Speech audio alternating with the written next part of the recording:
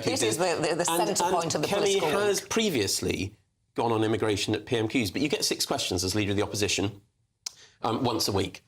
And there are a whole range of things that really matter to people out there. Yes, immigration is absolutely one of them, but so is the cost of living, the damage that's been done to the economy by the last budget, the impact on people's businesses, on farmers in my constituency in Melton Mowbray and Syston of the family farm tax. So I think there's an awful lot of people who will also want her, quite rightly, to be holding the Prime Minister to account for the choices, and they were choices by the government on the economy. Some people might think you don't want to talk about it because of the record on immigration that you left. And actually, the Prime Minister this week has been on the front foot saying we're going to deal with it. They didn't deal with it.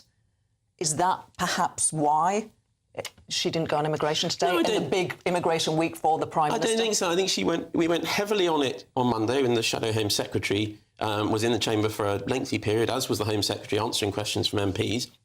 It's been discussed heavily in the media this week. She has raised it before.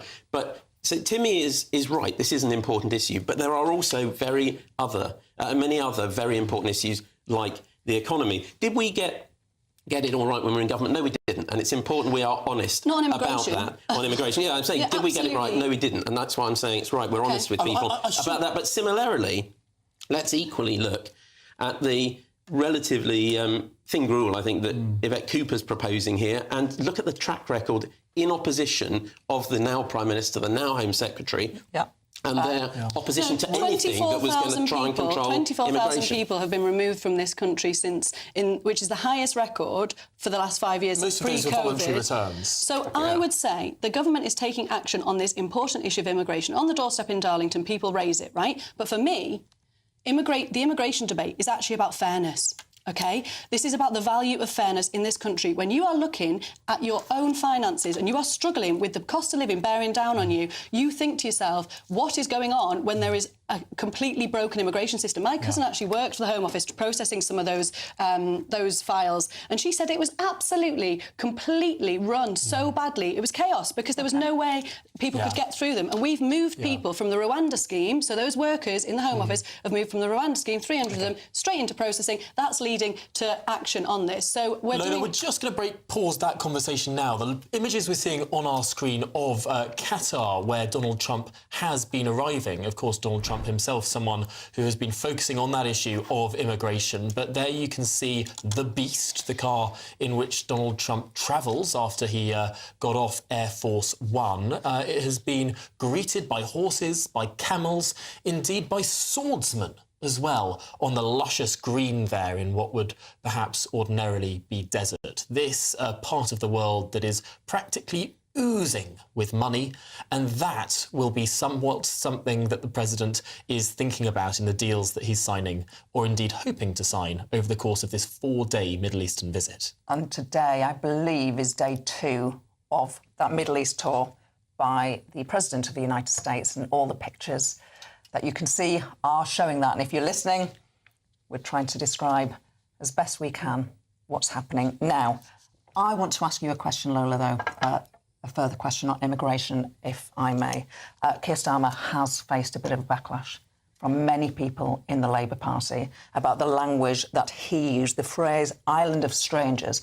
He said in his speech on Monday, in his press conference, that if we don't get a grip as a country on immigration, we will end up being an island of strangers. And Sadiq Khan, the Mayor of London, Eleanor Morgan, the First Minister of Wales, all Labour figures, have been very upset about this. Who do you think's right on this? Do you see why it has caused some consternation, some upset, some distress among some people in your party? So I think people are... some people are uncomfortable with the language that was used. I would say that in Darlington and in places around my area, people are very concerned about integration, but they're also concerned about fairness. And in terms of the language, we saw in PMQs that the Prime Minister said about that strangers point again, because what he's talking about is community. And he's talking about the fact that we want everybody to get on. When I speak to people about immigration, they're not there are some people who have very, very extreme views on this, right? That's not the majority of people who are concerned about immigration. What they're concerned about is pressure on our services when their family can't get the services they expect to be there. And I think that's what Labour got to deliver on, and that's what we are hell-bent on delivering on. I mean, the local election results, ultimately, frankly, we've had to listen to that because that was a pretty clear message from places like Durham that the status quo is broken. They voted for us en masse in last year, and they have voted differently in those local elections. So we have heard that, we have taken that kick in, and we are going to address it through the cost of living and making sure that services are working. So it's about making sure you can get a mental health appointment. Like in Darlington, we heard mental health came up on the on PMQs as well from Jake Richards. Men's mental health in my area is shot. It is a really, really bad state of affairs. We've got a significantly high suicide rate, and we have a real problem. That absolutely needs addressing, and people can't get the services they need. OK. I think we've got about 4 or 5 minutes to get in another subject, and I think this will be of interest to anybody who is watching and listening, particularly if you live outside London. And the hook for this is not just a question from Mel. Thank you, Mel. We always like to know where you're from as well as your name. She praised the question from the Labour MP, Jonathan Brash, on council tax, the injustice of somebody who lives outside London. He's a Hartlepool MP. And the contrast between somebody living in the same band of properties but paying more in pretty posh boroughs in London than they are in some hard-pressed areas outside London. We should just say that on our screens now is Donald Trump, who has landed in Doha, Qatar, ahead of his second day of meetings in the Middle East. He's currently saluting what is a greeting ceremony there in Doha. Of course, he'll be meeting many of the different leaders throughout the Middle East. He's been meeting with the Syrian president.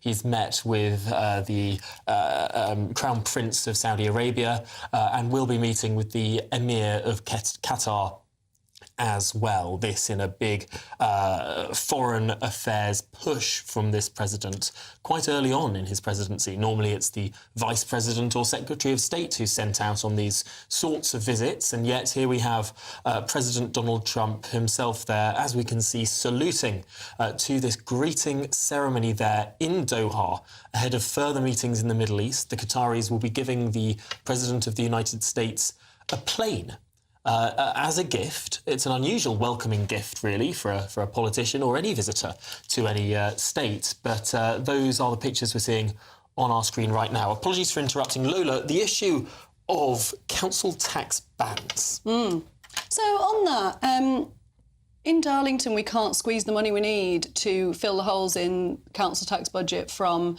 residents.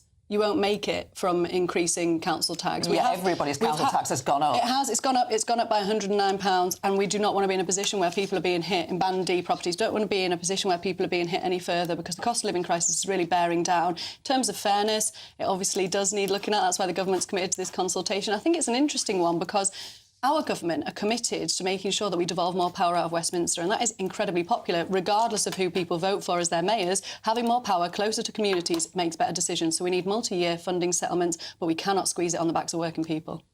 So the government are going to consult. It's been a thorny issue for as long as I can remember. Put in that too difficult to deal with box. Yeah. The government are going to deal with it and try and sort the injustice of the current system. Well, the government are going to consult. They're consulting on an awful lot of things at the moment. They're not necessarily announcing anything. In my space, in health, a lot of reviews, but not much in the way of decision. But they are going to consult on this. I think Pat McFadden announced that this morning. And constituents in my constituency of Mountain Islington, just as in Lola's, will have opened earlier this year their council tax bills with a degree of trepidation, wondering how much was in there and how it had gone up since the last council tax bill.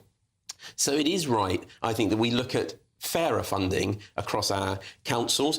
There's two elements. Obviously, council taxpayers pay council tax bill, but there's also a grant that comes from government on a formula and is allocated, which helps pay for local services as well. That hasn't changed for a long time. And I have long advocated, certainly from my county of Leicestershire, and I suspect the same will be true for Lola, that needs to be looked at again to make sure that fairer funding So is put in place. And we said we would do that. And then we had a COVID pandemic just when we were starting to do that. Right. But I think it's right, and I hope that the new government will look at that as well, because I think it is something. If we do. Fairer funding and fairer allocations of funding, I think, have to be looked at. We all recognise the pot may be limited by the constraints of what the taxpayer can afford and the Exchequer can afford. But it's right we look at how that's distributed to make sure there's a fairer allocation of that funding. Yeah. That's going to be contentious, I suspect, because when there's winners, there will always be losers. We want to grow the pie as well, don't we? We want to grow the pie. So that's the focus of this government. Not only are we going to make the pie taste better, not only are we going to make it put some better quality meat into it because it's been stripped down to the worst quality, take some of the potato out, put some nice flavours in, but we are going to grow it because ultimately we have got to get growth in our communities and in places like the North East. Which is why it's so worrying. The IMF have revised down the growth forecast for this country, citing explicitly their Director of Research domestic policy factors in the UK that have pushed it down. To be fair, Ed Argar, every single country has had their growth forecasts cut down. We're looking at pictures of Donald Trump on our screen right now. Is not a lot of that growth forecast, not all of it, absolutely, but to do with the tariff regime the United States has imposed on the whole world. You're absolutely right, Tom, and that's what the IMF report said, that the tariffs were the biggest bit, but they were explicit in saying there were decisions taken by the British government that had amplified it here. The main thing about... and that goes back to Rachel Reeves' budget. So I would say in our recent statement, the OBR scored for the first time our planning reforms, right? So we heard somebody mentioned about the Environment Agency in this, and we heard about the structural changes that we are going to do to get Britain building again, but also to rebuild our infrastructure that has been left lacking after 14 years of underinvestment, taking those thorny decisions and pushing forward with the agenda it's for hard, more though, isn't jobs. it? It's hard. I mean, I used to be a Member of Parliament, and I'm not sure I ever backed a planning proposal that my residents objected to. Are you going to do that? When they come... You know what it's like. I know what it's like. They come to your constituency surgery, they say, not there. We've got this beautiful green space here in front of our... Or a beautiful car park. Well, no. Nobody ever came to complain about any building near a car park. Oh, you should see some of the complaints in London. But seriously, it's hard to... Are you going to say to those people who say, no, I love my green space, you're not building houses there? So we have I would say to anybody who's watching this, come and invest in our area because our communities want those jobs. Ed Argar, thanks so much for joining us in an unusual Prime Minister's Questions Digest. They're looking at Qatar as well. Do stay with us, though. I'm with you for the next 2 hours. See you next week for PMQs. You could be the next big winner on the road in this brand new Alnag Baron 560 motorhome, courtesy of Marquis Leisure. Imagine the fun you could have in this luxurious home from home worth over £67,000. We'll also give you £5,000 in tax-free cash to make your next getaway a great one. And it could be all yours. For another chance to win the lot, text WIN to 63225. One entry costs £2.50 plus one standard network rate message. Or text bonus to 63225. 5 entries cost £5 plus one standard network rate message. Go to gbnews.com/win. Entries start at £2.50. Call 0903 686 3232. Calls cost £2.50 plus your network access charge. Or post your name and number to GB13 PO Box 8690 Derby DE1 9TT. UK only. Entrance must be 18 or over. Lines close at 4 p.m. on the 6th of June. Please check the closing time if listening or watching on demand. This is GB News, Britain's news channel. Health programme that turns back the clock. Promotional Longevity is a wellness company with a difference. Using a combination of science and fitness, it aims to reduce people's biological age. We take their initial tests and work out their biological age, and we take a history of their exercise, what they're eating, and then we make a bespoke programme that's kind of personalised to each participant, and that will guide them through 6 weeks of diet. Everything that they eat will be planned, their exercise is planned. We can help with supplements, anti-ageing protocols for things like sleep, skincare, kind of all aspects of ageing, really. It comes as life expectancy in Yorkshire is one of the lowest in the country, according to the ONS. Well, a man born in Yorkshire can expect to live almost a decade, well, in certain parts of Yorkshire, let's be more specific, can expect to live a decade less than someone born in certain parts of the south. That's pretty significant. People in Yorkshire can expect to be in poor health for the last 20 years of their life. And England as a whole, I mean, for one of the richest nations in the world, we lag behind Europe in terms of life expectancy and health expectancy, which is really the crucial thing to us, really. It's not about how many years you live. It's about living those years with some kind of quality of life. 62-year-old Debbie Shaw reduced her biological age by 17 years on Promethean Longevity's 6-week programme.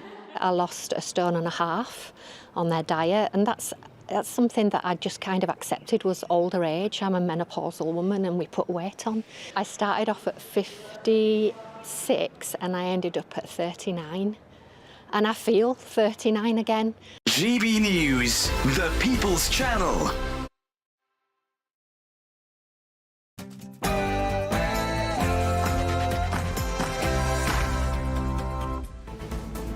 Good afternoon, Britain. It's 1 o'clock on Wednesday, the 14th of May. I'm Tom Harwood. And I'm Emily Carver. Well, we're going to go straight to Qatar, indeed to Doha, where Donald Trump is meeting dignitaries from that state on his 4-day visit to the Middle East. Well, there we go, having a sit down in one of the rooms there in Doha. What a spectacular convoy it was. I was transfixed. The number of cars, quite spectacular, I must say. Doha, huge amounts of money there, isn't there? Absolutely, and Trump has been there in the palace in Doha, meeting with the Emir of Qatar, of course, ahead of all of the different deals that will be being done controversially in this visit to Qatar. The Qataris are giving Donald Trump a new aeroplane that will serve as Air Force One. This has some caused contention a bit of, over that, though, isn't there? yes. Whether he should be accepting such a gift, presumably. Yes. For what? Well, that's the question. What do the Qataris expect to get out of giving Donald Trump his new Air Force One? Can't say no to a sparkly gift. Sure, it's a very good plane, but of course there have been huge concerns about the money that Qatar ploughs into the United States educational institutions, about the funding that they give to organisations that might facilitate Palestinian protests and all the rest of it. Is Donald Trump a man who's able to be bought? He argued that in 2016 he couldn't be bought because he's already so wealthy. So perhaps he might be immune to some of that influence that other people have been criticised of. Oh, I don't know. There's always more. There's always more. Right, but in other news, as Keir Starmer that is, faces criticism over new immigration measures, we will be reflecting on that GB News investigation last night that uncovered the full extent of the migration crisis in Calais. You get a job in the UK. Refugee, you need paper, passport. You know, these people is long in Europe, like 5 years, 6 years, don't have paper. So you went to get in a boat today? Yeah, yesterday. And there was a problem yesterday, and there was a problem with the motor. And under bombshell new government plans, prisoners could be back on the streets after serving just 1/3 of their sentence, all to ease Britain's bursting jails. And the Trump administration tells GB News it's time Britain put its own farmers first. We're going to be live at the Balmoral show in Northern Ireland today. The sun is out, ice creams aplenty. The countryside has come to town for the 157th Balmoral show. We'll be here all day. And in just a few moments, we'll hear exclusively from Labour Mayor Andy Burnham, the Mayor of Manchester, on his say on Starmer's Island of Strangers speech.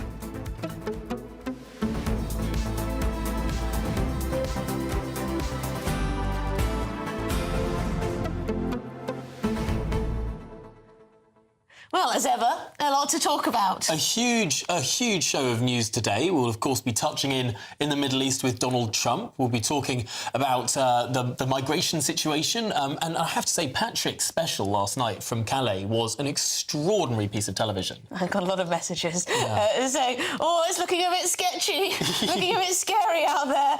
But yes, it was fantastic to see, you know, what it's actually like in Calais, and that warehouse in particular. If you missed it, you can catch up on YouTube, I'm sure, and also clips all over social media. We'll bring some clips. We'll be bringing them. Yes, actually, just stick it. Don't go anywhere. Don't turn on. Just stay here. Good afternoon. I'm sure you're watching anyway. But yes, quite extraordinary, the scenes. Just people, huge numbers of people. Sudan and Eritrea seem to be the main countries that Patrick bumped into there and reported on. Just living in the most unhygienic conditions, all absolutely desperate to set foot on English soil. But this also ties into what's happening in the Middle East right now. Donald Trump earlier today met with the new president of Syria. Now, he's a guy that has had a terrorist background, but that a lot of people say actually is the one guy that could bring stability to Syria now. Those sanctions from the US are being lifted. If Syria stabilises, yes, OK, it might not have the best person in charge. We might not want this guy running our country. But, I mean, is he going to be any different from the Saudis running Saudi Arabia? Or, I mean, ultimately, if Syria stabilises, could the millions of Syrian refugees who have gone to Europe have a path back to Syria? I mean, that could be a huge moment in world affairs if the flow of migrants for the first time starts going the other way. Potentially, yes, although, of course, you've got the Afghanis, you've got the Eritreans, you've got the Sudanese, South Sudanese and every other, a lot of other countries represented there. But yes, that could be a game changer. GBNews.com/your say. Do get in touch throughout the show. I'm looking forward to hearing what Andy Burnham has to say about Keir Starmer's immigration speech. But let's get to the headlines with Aaron Armstrong.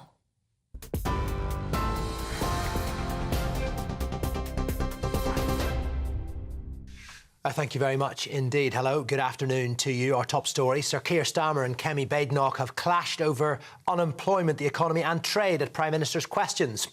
The Tory leader asked why unemployment is rising, claiming it's up 10% since the last general election, although the Office for National Statistics has the figure up marginally at 4.5%.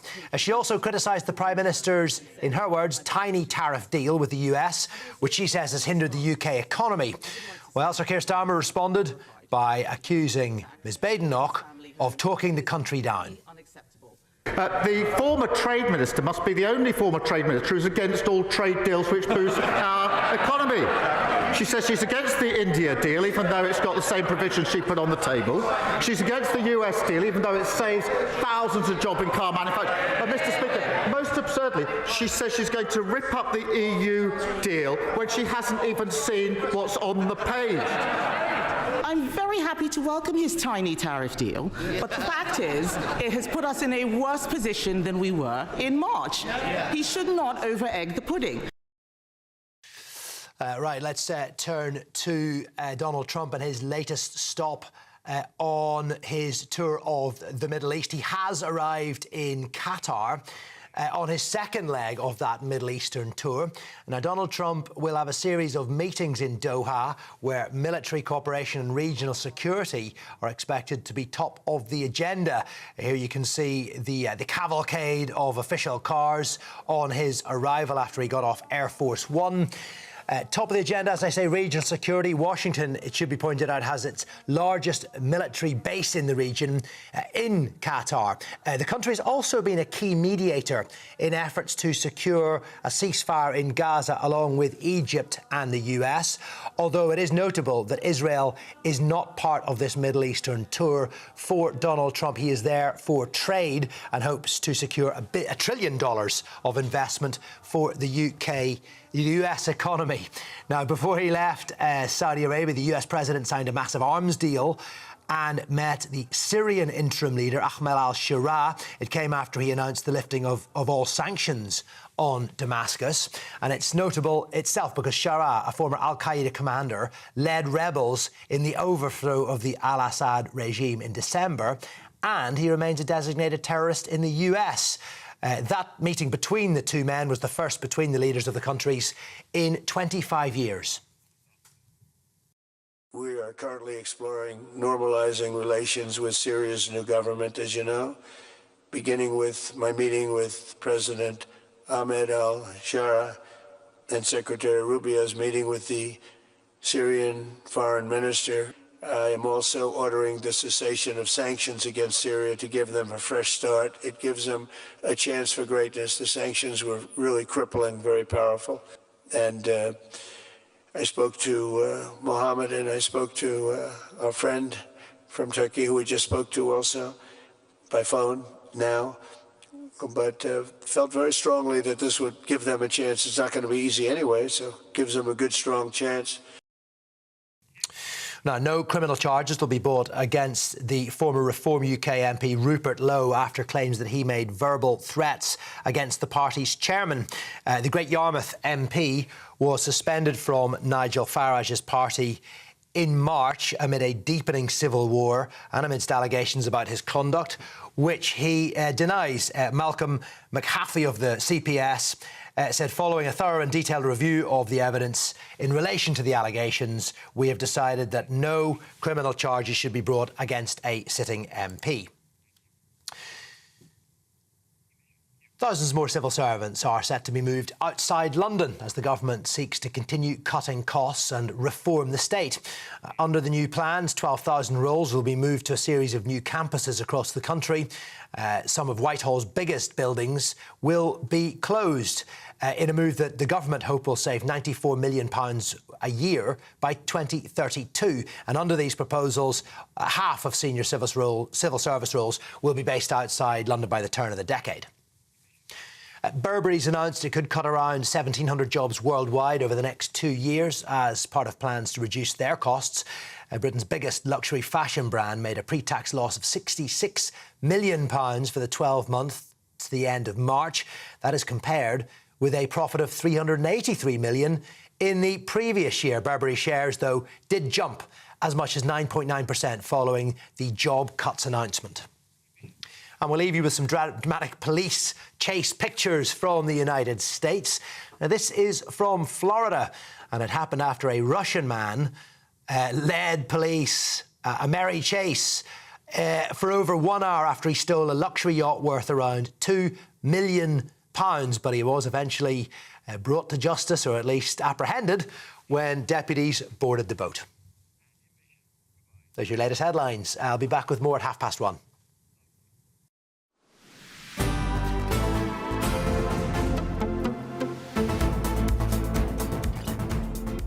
Good afternoon, Britain. It's 11 minutes past 1, and we should say that new polling published today suggests Ed Miliband could lose his seat to Reform at the next general election. Yes, that would be another blow for Labour. It could be an extinction event, according to this electoral calculus polling. But as Labour Mayor Andy Burnham in Manchester, he's had his say today to GBNews on Keir Starmer's speech, including those words, land of strangers. Well, joining us now is our very own reporter, Adam Cherry. Adam, thanks for joining us live from College Green there. You were caught up with Andy Burnham earlier today. I was, yeah, in the last half an hour, actually. He's here alongside Steve Rotherham to lobby the government to create a new rail link between Manchester and Liverpool. They, of course, are the mayors of those respective regions. But whilst he was here, I thought it might be worth asking him another question, which is, what does he make of the Prime Minister saying the UK risks becoming an island of strangers, given that lots of his Labour colleagues aren't quite so happy with that language, including the Mayor of London, Sadiq Khan. Even Yvette Cooper wasn't particularly willing to go as far as that. This is what Andy Burnham, rather, had to say to me earlier today. Well, it's for the government to decide how to address the issue. From my point of view, we place a great emphasis on how we work in Greater Manchester to understand people's concerns, but at the same time make sure that we are pulling people together. So it's not for me to pass a running commentary on what the government how it puts its case. But from our point of view, we would say to the government, if the changes are to come through, we're going to have a different approach to social care and how we fund social care recruitment and support the workforce. There you go. So the Mayor of Manchester not quite willing to give the PM's language his full backing. He's not going to give a running commentary on the government's view on this. And it's for the government to decide how they approach this. Of course, we asked the Downing Street press spokesman yesterday, is the Prime Minister rowing back on this language? No, absolutely not. He stands by it 100%, although he rejects the characterisation that it is similar to the language of Enoch Powell. Interesting here too to hear the Prime Minister use the word strangers again at Prime Minister's Questions today. Adam Cherry, live from just outside Parliament. We'll catch up with you a little bit later. Thanks indeed for joining us. Yeah, I mean, Keir Starmer's Twitter account is on overdrive, pumping out this, I know you're angry about immigration, I get it, I will take control of our borders, settlement in the UK is a privilege that is earned, not a right. He's really pumping this stuff out, isn't he? Yeah, strange from funny, Jeremy yes. Corbyn's former shadow migration minister. Well, along the immigration lines, last night, our one and only Patrick Christys was on the ground in Calais, exposing the brutal truth behind the Channel migrant crisis, including he had some objects thrown at him, actually. Talk to people here. Oh, so we've just had an object thrown at us. Let's just have a little look at that. So that's an object that's just been thrown at us from somewhere over there. Thankfully, it looked like just a twig. Yes. But you do think, I mean, what else might it have been? Of course, Patrick spoke directly with migrants, many saying they expect the British public to support them once they arrive. You want to come to England? Yeah. Why? Because here I don't have home. Do you think that they give you money in England? Yes. Right. Yes, but I think they are give me England. They are give me money. You can help me anything. I can need you. Maybe you help me. And Patrick even got the chance to see how they make the journey over. Very sturdy stuff, it seems. I'm not sure I'd fancy it on the high seas, but quite a soft bottom. So you've got the outboard motor here. The smell of gasoline. The smell of gasoline comes through. Big things, those boats, but the Home Office has vowed to crack down on people smuggling gangs with counter-terror powers. But will those powers really get a grip on this issue? Well, joining us now is former Conservative MP and Minister Sir John Redwood. Thank you very much for joining us, Sir John. I mean, I don't know if you saw the coverage from last night. There's a little taste of what we saw there. A huge number of mostly men from countries like South Sudan, from Eritrea, from across the Middle East, all absolutely desperate to come to England specifically because it seems they think they're going to, you know, have a pretty good life over here. I mean, Keir Starmer didn't mention illegal migration, but he's clearly wanting people to think he's going to get tough on this stuff. What should happen? Well, I mean, if your choice was a tent in France with no support and a hotel accommodation in England with the chance of staying here permanently, it's quite obvious you'd want to come to England, isn't it? I think it's an absolute disgrace. We were promised that this new government would smash the gangs that organise all this transport. Instead, the numbers have soared, and there are obviously more gangs making more money after almost a year of this government saying they're going to control it. Why aren't they, for example, arresting on arrival in Dover those people who were steering and guiding the boats? They're obviously part of the boat organisation. Why aren't they interviewing the people who arrive about who they paid for their boat trip, how they found out about their boat trip? Why aren't they doing some shadow shopping from London on the internet, trying to see when the next boat is going to go, where it's going to go from, how much you have to pay, and then trying to trace through the internet who's been putting it up there? It doesn't seem they're making a lot of effort to smash these gangs. And we're spending millions. Just quickly, John, because we don't have much time, is gang smashing really going to get to the end of this? Aren't the gangs just a response to market demand? These people want to come across the channel. They're not being trafficked. Well, that's right. They are volunteers, but I'm quite happy to go along with the government saying the worst criminals are the ones who make the money out of the boat trips, because they are endangering people's lives and sometimes endangering children who shouldn't be allowed on them, or nobody should be allowed on them. But I think you're right, the pull factor is too much. So the government should be saying they're not going to be given all this when they arrive in Britain, and there has to be a way to send them somewhere else, somewhere safe, if they've come from an unsafe country or back to the country they've come from, where it is safe. And why is it, under the same human rights regulations, the French allow them to have dreadful conditions so they want to leave France as quickly as possible, and we lay on the 4-star hotels? There's a complete lack of balance and common sense. Yeah, well, Sir John Redwood, thank you very much indeed for joining us this afternoon. Now, one thing that was pointed out in Patrick's coverage was the seeming lack of police. The gendarmerie didn't seem to be very active. Let's speak to the French political activist and author Charles-Henri Gallois. Charles-Henri, thank you very much indeed. Yes, so we spent the day in Calais, or at least Patrick Christie's did for the Channel, and the police seem to be quite absent. You have these big warehouses full of people from South Sudan or from Eritrea just waiting for their opportunity to cross to England. Now, the British taxpayer, we hear about all these hundreds of millions of pounds that are going over to France, to the authorities to help us with this problem. But it seems, you know, the police in France seem to be turning a blind eye. Is that true, Charles-Henri?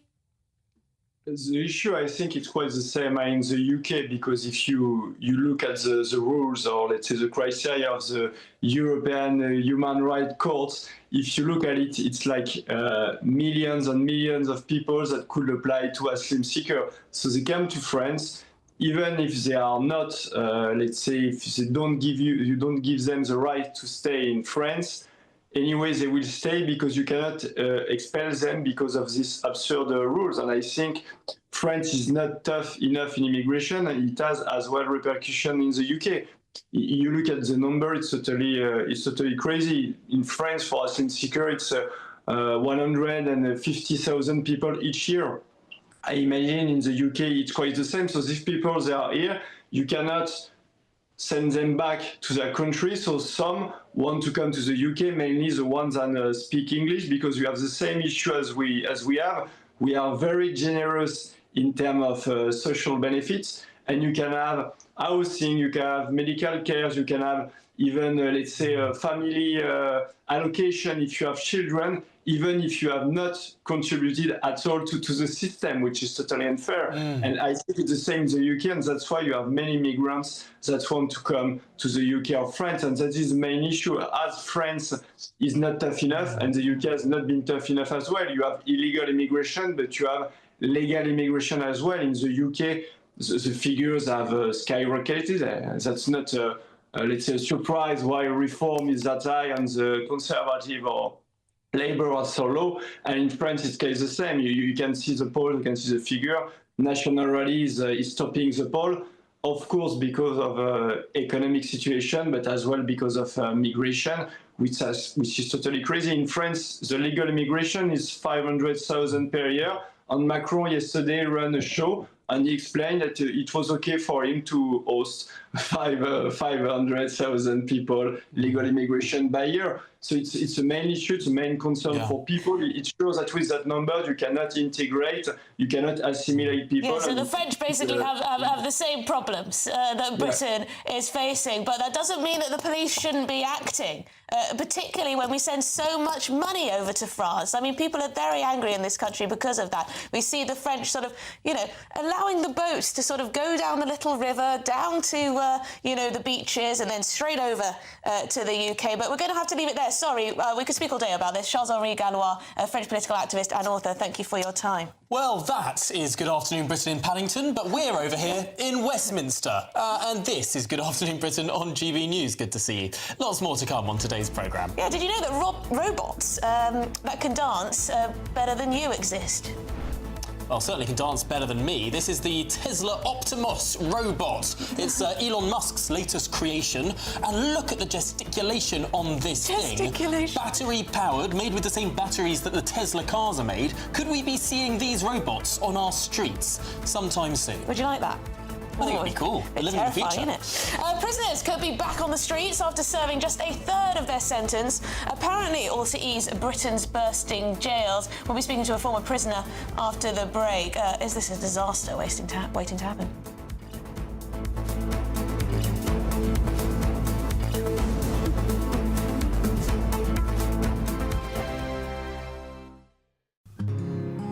This is our country, and we think it's amazing. From high tea to the high street, we love it all. Even the rain, we like that too. There's nowhere else we'd rather be. That's why we're here to be the fearless champion of Britain, its voices and its values. Because we are GB News, the People's Channel, Britain's news channel. The Jacob Rees-Moggs State of the Nation, Monday to Thursday from 8 p.m. Questions include, do you relax in a drawing room or lounge? I think the answer's obvious there. Do you have a big flat screen TV? Yeah, I do actually. And who did you cheer on in the boat race? Easy, Oxford, albeit unsuccessfully. That gives you an idea of where I stand, but let's quiz my panel, who will get points. And we all know that points make prizes. So, Lloyd, is it called a drawing room or a lounge? A lounge. A lounge. Tim, drawing room or a lounge? Sitting room. It's called a sitting room. So, well, I actually call it a winter parlour in some sense. So none of us get any points for calling it a drawing room. There's always an agreeable chill in my home. Tim, true or false? Of your home, yes. No, of yours. You've been to stay. This is a very interesting one, and actually, yes, I think it's true. Okay. I think in my house it is true, because I've got wooden windows. You've got 5 points. You're getting quite posh. Lloyd? True. My office manager used to have to wear a coat when he came round to my house. All right, following on with Lloyd, scrambled eggs are strictly for breakfast. Oh, no, false. False. You get another 5 points for that. You are quite posh. I get points for that as well, actually. Tim? Scrambled eggs? No, not just for breakfast. Not just for breakfast. We're a very posh team. So it's not posh to think. All right. I don't have a downstairs loo, Lloyd. Well, I don't at the moment because it's under refurbishment. But under normal circumstances? Under normal circumstances, yes. All right, so that gets you no points on that one. Tim? Fans of Are You Being Served will know that the test for being lower middle class is having a downstairs loo and being within walking distance of a mainline station, and I have both. GBNews, the People's Channel. Mornings don't have to be tiresome, especially if you have the right company. Wake up to news as it happens, opinion and debate, and of course, a little bit of entertainment too. Because when the kettle's on, we're on. That's Breakfast on GB News, a show worth waking up for. Every morning from 6 a.m. Only on the People's Channel, Britain's news channel. We'll spread the news, you spread the word.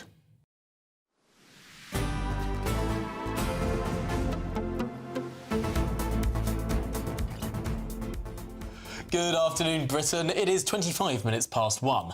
Now, prisoners are set to be released early from prison under new government plans, all to tackle this overcrowding crisis. Yeah, it seems to be getting more and more extreme, this. Inmates will be able to earn freedom through work, training or education and by demonstrating good behaviour. And they could be out in not, 20% down of, 80% of their sentence. Now, a third they could shave off. Or two-thirds they could shave off. So they'd be out in just a third of their original sentence. I mean, what's the point of the original sentence, Tom? Well, delighted to be now joined by a former prisoner, Stephen Gillen, who some might know on this channel as the fiancé of one Nana Akua. But, Stephen, we won't get into your marital affairs, although I think we are all interested and are looking forward to the wedding. Not that I'm inviting myself or anything.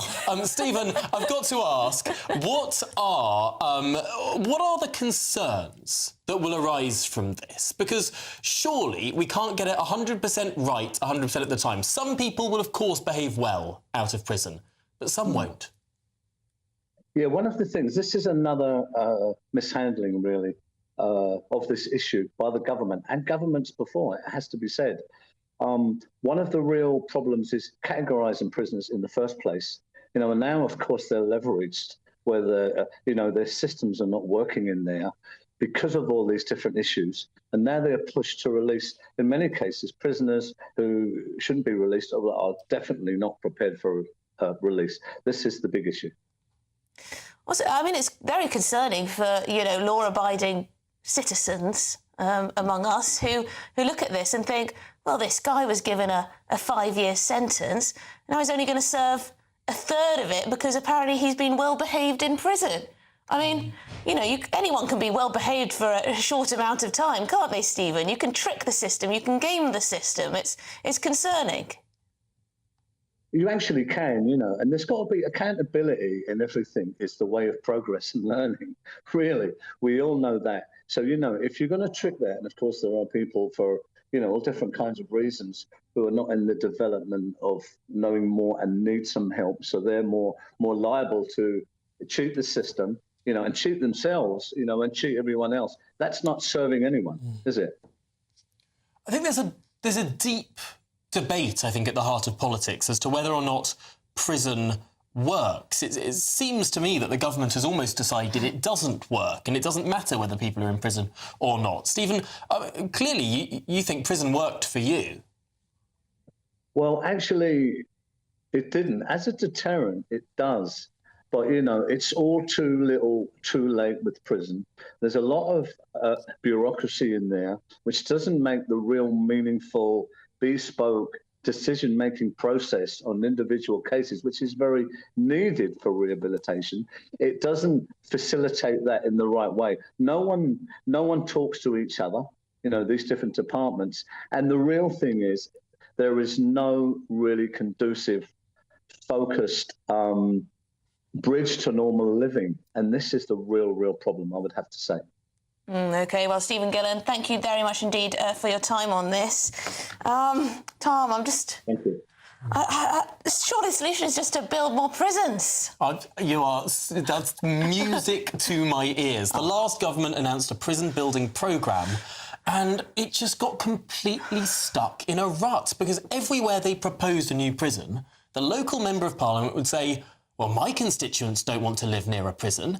And they're right, lots of people, of course people don't want to live near a prison, but these things have to be built. Do you think it's just that, mostly the planning hold-up, or is it incompetence from our ministers and civil servants? The two dovetail, whatever of else. course. I mean, ultimately, a competent minister can bulldoze through the planning hold-up with primary legislation. I imagine the forecasts of the number of prisoners we need are always an underestimate, don't you? Well, the number of prison places per person has been massively declining over the last 2 decades.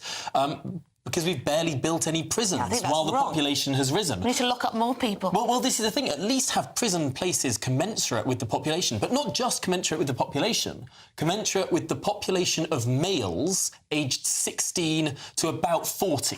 Because those are the people that do most crime, certainly most violent crime. Yeah, and those young men. There's a lot of research out of the United States that part of the crime boom that happened in the 70s and the 80s and started declining in the 90s matched the baby boom, but just delayed by about 16 years. You had a lot more young men in society, so you had a lot more crime. And there's an argument that because those people started to get older and there wasn't as high a birth rate, the crime decrease that we saw in the late 90s and 2000s almost matches the demographics that we see in the United States. Should we just tag all young men, just as a precaution? And just tag them until their frontal lobe develops or whatever it's called. At the very least, match your prison population to the number of young men in your society. Can I just say that Jeff says it used to be if you can't do the time, don't do the crime.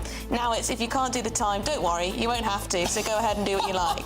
3 thumbs up for that one, I hate to laugh, but it's true, isn't it? Well, this is Good Afternoon Britain on GBNews, and there's plenty more to come. Yes, Ireland's largest agricultural show is kicking off today. It's drawing in crowds from across the country and even further afield. There we go, there's a nice pic. We'll be live from the Balmoral show in Northern Ireland. Utterly fantastic. And a damning result from a major UNICEF study has ranked the UK near bottom globally for child well-being and teenage happiness. What's going so badly wrong? Well, before that, let's get the headlines with Aaron.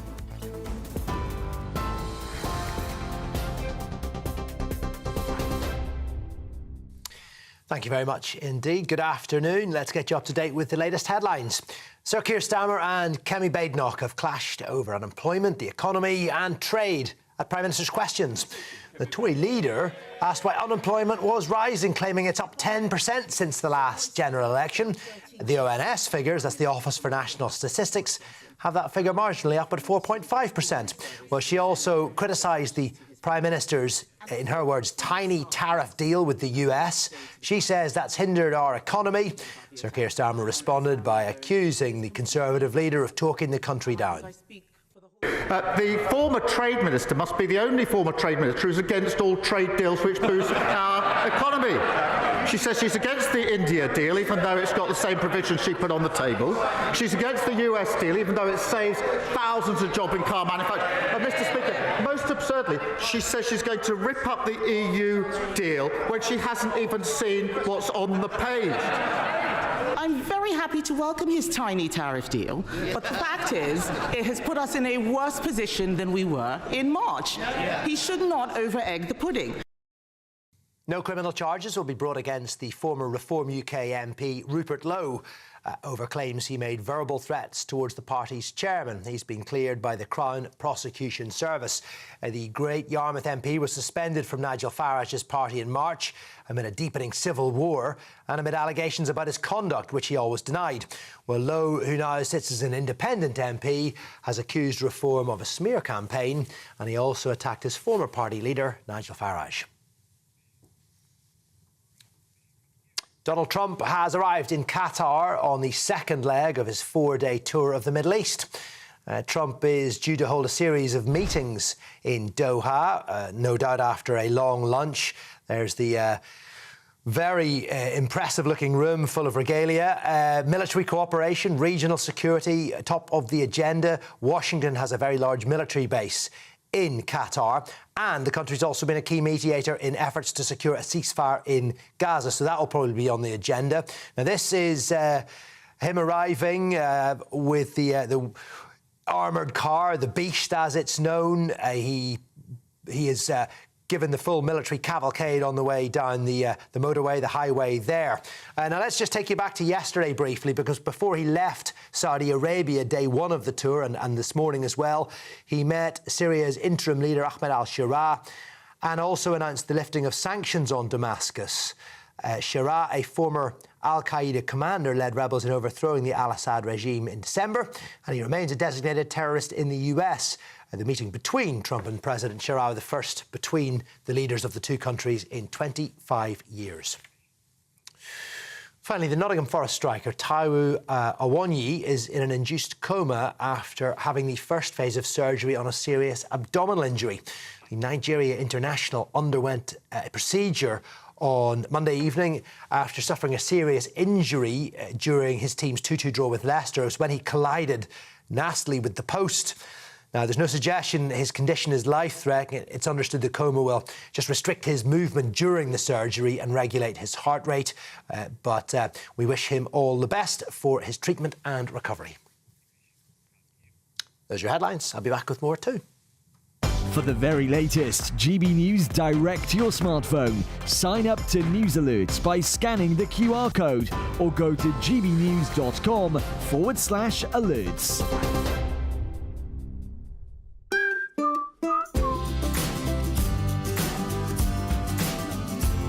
Done. My Claim Group sponsors the GB News Finance Report. Well, let's get you up to date with how the markets look. The pound buys you $1.33 and 1.18 euros. Gold will cost £2,412.82 per ounce, and the FTSE 100 is at 8,601 points. Done.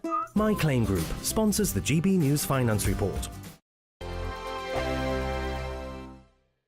Yes, it's time for your latest weather update from the Met Office here on GB News. A sunny day out there for the vast majority. A bit more cloud over parts of the east, and it's quite cool on North Sea coasts. And we're seeing 1 or 2 showers this afternoon over southwest England, close to this area of low pressure. But that is pulling away. High pressure is the dominant force, bringing a lot of dry and sunny weather, not just today, but for the rest of this week. Now, the winds coming down from the north, these North Sea coasts feeling a bit chilly, and it has been quite a gloomy start over northeast England, and we'll continue to feed in quite a bit of cloud over parts of South Yorkshire, West Yorkshire, Lincolnshire, and all the while on these North Sea coasts, the risk of low cloud. On the coast itself, temperatures struggling to 10 or 11 degrees. Further west, though, in the sunshine, feeling very pleasant as we see temperatures getting into the low 20s. 1 or 2 heavy showers breaking out over Dartmoor, Bodmin Moor, and perhaps other parts of Devon and Cornwall this afternoon, but very hit and miss, and they should tend to fade through this evening. If you do catch one, though, could well be on the heavy side. For most places, it's a cracking evening, lots of spring sunshine to be had, but it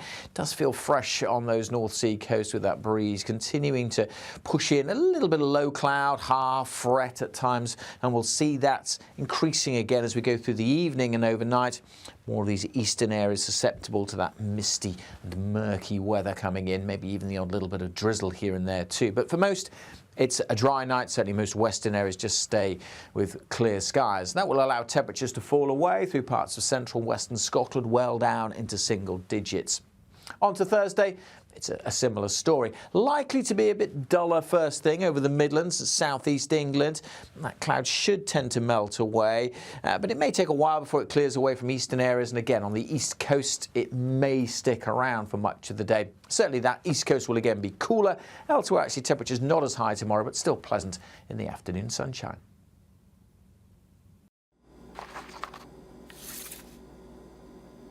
Crash Law 24 sponsors GB News Traffic and Travel Report.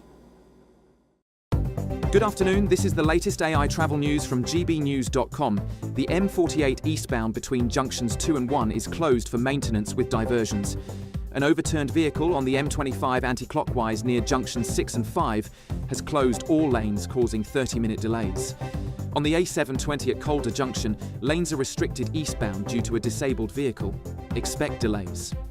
2 lanes on the M4 eastbound between junctions 10 and 8 are closed. Expect delays near Bracknell Forest. And on the trains, Great Western Railway services face major disruptions between Bath Spa and Bristol Temple Meads, with South Eastern experiencing disruptions at Ramsgate. For more travel news, go to gbnews.com. Crash Law 24 sponsors GB News Traffic and Travel Report.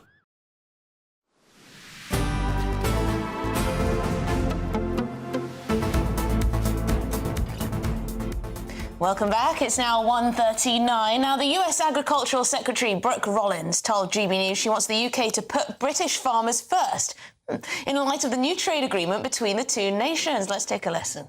Putting your farmers first and ensuring that the backbone of your country, you can't have true national security without food security. Well, they're hiking taxes on these family farms. That's a big issue here. That's right, and that's a problem. I mean, are you worried about that? 100%. Why does she care about our farmers? Surely she just wants to sell US goods over here. Oh, I think it's perfectly consistent to say that, you know, you should care about your farmers, we should care about our farmers. We can all love our farmers. It's also a great name, Brooke Rollins. If you were to ask where in the world does Brooke Rollins come from, it's definitely the United States. Gravitas. It's just so American. But let's go to Ireland now, because it's Ireland's largest agricultural show kicking off today. Many farmers across the UK remain concerned, of course, especially about those trade deals, tariffs and inheritance tax on family farms. And live from the Balmoral show is our very own Doogie Beattie, our Northern Ireland reporter. So, Doogie, I hope you have some sheer brilliance for us. Well, you might move over on that. And the tariffs are being talked about here in Northern Ireland. But of course, Northern Ireland can't be part of that trade deal. Keir Starmer was very keen to point out it was a British trade deal, not a UK trade deal, because of the framework document. And American meat actually is much better. It has much more security around it than Brazilian beef. And if you remember back to the 4th of December, Ursula von der Leyen signed the Mercosur agreement that means in the next year there will be over 180,000 tonnes of tariff-free Brazilian beef coming into Europe, of which Northern Ireland will be part of. And ironically, the only part of the UK with an excess of beef, net exporters, is Northern Ireland. And we could have well exported to the United States. I was in the United States a couple of weeks ago, and a 10-day-old bull calf was going for $2,000. Shows you how short they are. But I'm here at the Balmoral show, and everything is around us here. We've come inside to the food hall, and joining me is Michelle Shirlow of Food NI. Good afternoon, Michelle. Afternoon, Dougie. Tell us, what is the industry? What's the feeling in the food producers at this moment? Well, as you can see all around you, there's lots of success. There's lots of innovation. We have over 120 producers here, and we've had all the top supermarket buyers in this morning. But ultimately, businesses do need certainty, and they need security, and they kind of need to know what are the regulations, what are the deals, so that they can plan long term and for the future. And this industry, it is at the heart of Northern Ireland's economy. I mean, things like national insurance, how has that hit them? You're right, this is at the heart of our economy. In fact, we're twice as dependent as food and drink as any other region in the UK. Definitely national insurance has hit not just the food and drink producers hard, it's also hit hospitality very hard as well. And it has actually caused us to lose a wee bit of business this year because there's been not only national insurance, but there's also been minimum wage increases. Michelle, thank you very much. So there you are, Tom. It just shows you what government does in a low level or consultation papers starts to climb up the line. First it's national insurance, then inheritance tax, then we have phosphate regulation that is going to mean in Northern Ireland we will have to have 2 acres per cow as opposed to 1. And all of this is costing money to our biggest industry, and it will eventually cost jobs. Michelle saying there, business needs certainty, and that's what they're really looking for here at the show.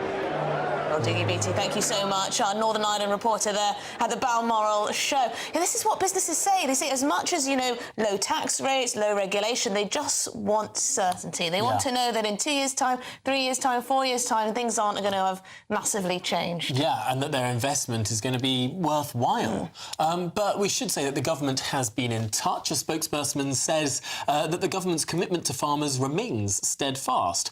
Our agricultural property relief reforms mean that 3/4 of estates will continue to pay no tax at all, while the remaining quarter will pay half what most people would pay, and the payments can be spread over 10 years interest-free. This is a fair and balanced approach which helps fix the public services we all rely on. OK. Well, if you'd like to go somewhere sunny, perhaps that has nice food, perhaps somewhere we trade with, send things to, it's Europe and our holiday destinations. Go on. You're looking happy. Well, the forecast looks good. So you've sorted the travel insurance then? All Clear Travel Insurance sponsors GB News Travel Destinations Forecast. Hello. Some heavy downpours and gusty winds over the central Mediterranean thanks to a storm system over the next few days, particularly wet and windy on Thursday across Sicily. With that heavy rain and those gusty winds will spread more widely across Italy and up towards parts of Croatia later this week. Some heavy showers too for Sardinia, northern parts of Spain. Generally dry, but on the cool and sunny side in Portugal. Sunny skies for Barcelona into the weekend. All Clear Travel Insurance sponsors GB News Travel Destinations Forecast. Exciting news. Every Friday, my Patrick Christie's Tonight Show is going to have a twist to it. We're welcoming some special guests. You. That's right, on Fridays I'm going to be doing my show in front of a live studio audience because this show is about you and what you have to say. It's going to be the same big debates, same big topics, same big opinions. But every Friday night at 9 p.m, you are invited to come on down to Patrick Christie's Tonight to be a part of the action. Only on GB News, the People's Channel, Britain's news channel. The royal family is an enduring symbol of tradition, unity and pride for Britain. At GB News, we celebrate what makes this country great. In our new Royal Newsletter series, you can join me, Cameron Walker, for Inside the Palace, an exclusive look every week that takes you beyond the gates and brings you the very latest from those at the heart of the monarchy. Never miss a royal moment again. Sign up now. Go to gbnews.com/royal newsletter and get the latest straight to your inbox. This is Britain's Newsroom, where your voice matters. It's just astonishing. With expert analysis and honest opinion, we don't just keep you informed. We bring you unique perspectives you won't see anywhere else. Can't argue with any of that. When the news happens, it happens here. On Britain's Newsroom, weekdays from 9:30 a.m. Only on GB News. Join me, Nana Okoye, for an informative, interactive news programme with a difference. It's fun. No, he didn't say that, though. I'm so surprised. I think there's an element of truth to that. Join me from 3 p.m. every weekend, only on GB News, Britain's news channel. Westminster, the ultimate clique. And you're fighting like rats in a sack. But here on the Camilla Tominey Show, we ask the questions the establishment media is too scared to ask. OK, let me ask you a straight question, because I know you're a straight-talking politician. Whether it's net zero, illegal immigration or law and order, nothing is off-limits. You had the power then. Yeah, as I and say, now you've lost it. That's the Camilla Tominey Show, a politics show that's fearless. But no, let me finish my question if you don't mind, because it is my show. Sundays at 9:30, only on GB News, the People's Channel, Britain's news channel. In the GB Newsroom, we bring you the news as it happens. With our team of dedicated journalists across the UK, we're ready to keep you up to date with what's happening every half an hour, every single day. Bulletins here on GB News, the People's Channel, Britain's news channel. Headliners on GB News 11 p.m. every night. It's got 3 top comedians going through the next day's newspapers so you don't have to read them, which is great. That's a good point. He's lying. I mean, maybe he's not lying. That's Headliners every night from 11 p.m. and 5 a.m. as well on GB News, Britain's news channel.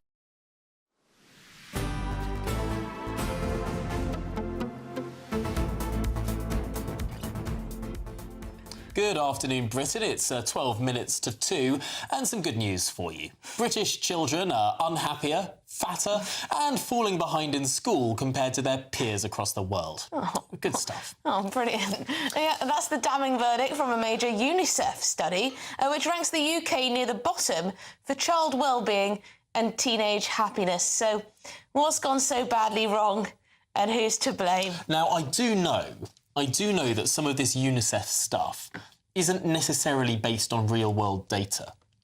Some of it is based on modelling, particularly on the size of our children. I mean, you don't have to be... You don't have to sort of know that much about the world to think, are British children really the fattest in the world or amongst the fattest in the world? Really? I mean, a lot of this is based on sort of modelling of what is happening rather than real-world data. I think it's because British kids expect a lot. So therefore, when their expectations aren't met, they become miserable. Unhappy. So if you live in a country and your expectations are pretty low of what life should look like, you're going to be happy with less. Or is it really hard? Are kids very entitled? Sorry, children. I think it's very hard to compare unhappiness from country to country. You know, you'll see in some countries people rarely smile. You know, there's some country. What's it called? I think it's called a Slavic smile. I'd be a pariah. Where you just sort of look like this and then you go... I did get told... And that little look denotes extreme happiness in a way that people from more expressive cultures couldn't possibly understand. I did get told in Bavaria, I spent 6 months working for an accountancy firm, believe it or not. I did get told that it was strange that I smiled at people in the corridors. But this is why it's so difficult to then judge... We don't do that in Bavaria. How do we compare a happy Bavarian child to a happy English child to a happy Icelandic child to a happy Nigerian child? We're trying with you know, people going to mental health services, but again, have we over-medicalised Well, this is the thing. If it's really easy to get your kids on antidepressants to shut them up or whatever, and I'm not saying that's on every child on antidepressants. Of course, I'm not. Some people do. Good caveat there, Tom. You saved serious yourself problems there. with depression, and of course that needs to be addressed, sometimes medically. But are we over-diagnosing in richer countries, in Western-facing countries? I know there's a big problem in America with lots of children on these antidepressant drugs and other drugs as well. Is that always the case because they're unhappier now than they were 20 years ago? Or do we have this more medicalised, more over-diagnosed culture now? Yeah, I remember my mum once saying to me, you know, it's not depression if you're feeling something that you have a reason to feel. I.e., sometimes you are sad. Yeah. Sometimes you feel down, and usually there is a reason for that.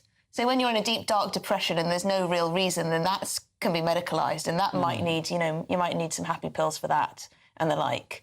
But, you know, you're allowed to feel things. Yes, it feels like sometimes we're just not allowed to feel sad. You're allowed to be anxious without having anxiety, you know? Right. This sort of thing. Everyone feels anxiety now and again, but that doesn't mean that they have anxiety. Again, if you feel sad now and again, that doesn't mean you have depression. I just wonder if we have a cultural thing that's creeping into us, perhaps from an American influence, where we are measuring things that wouldn't necessarily used to have been measured in a certain way. You see teenagers now in that way. putting all of their conditions in their you know, bios, in their description of themselves. It's a badge of honour, isn't it? On Twitter, on everything else, TikTok, saying, you know, I've got OCD, ADHD, depression, anxiety, whatever else. Which is kind of strange, but I do think that social media does make teenagers, I don't know in particular teenage girls, I can only speak to that experience, quite anxious and potentially depressed, because you're constantly seeing what your friends are up to. Their lives are always looking more exciting than yours. Perhaps you haven't been invited to that party, and it all sounds a bit pathetic right now, looking back. But at the time, that is your world. Yes, but wouldn't that happen anyway? I mean, you wouldn't know immediately being at night when you're about to go to... a boy or a girl is a difficult time for anyone. And, I mean, whispers in the playground, whether they're by text or by physical whisper... No, you don't get it at night just before you're about to go to sleep. You might be worrying about what's being said behind your back, and you might not even know. I don't know. I think having that immediate access to bullying at any time of day is pretty depressing. Not in the clinical sense. No, and again, this is it's a question mark. Are we massively unhappier? Because there are some data that we can look at. I mean, for example, the suicide rate now is a lot lower than it was several decades ago. You need to show me that data. I will happily bring it up because we do measure it. We do measure it. I mean, we don't have time on we don't have time on this show to put it up in this little slot, but I will, of course, post it on my Twitter account, so anyone can look at HFH on Twitter. In my ear there. Oh dear. But it is just a fact. We have less teenage suicide now than we did decades ago, and isn't that a real-world data point to suggest that perhaps things aren't always getting worse? Suicide's not the only factor, is it? That's true. That's true. There you go. But it's often one that's cited. I mean, you hear these high-profile cases as if social media is making everyone kill themselves. It's not the case. Well, I'm not sure it's great for young minds, but get in touch, gbnews.com/yoursake. Lots more coming up on today's show. We've got some very exciting things for you, so stick with us.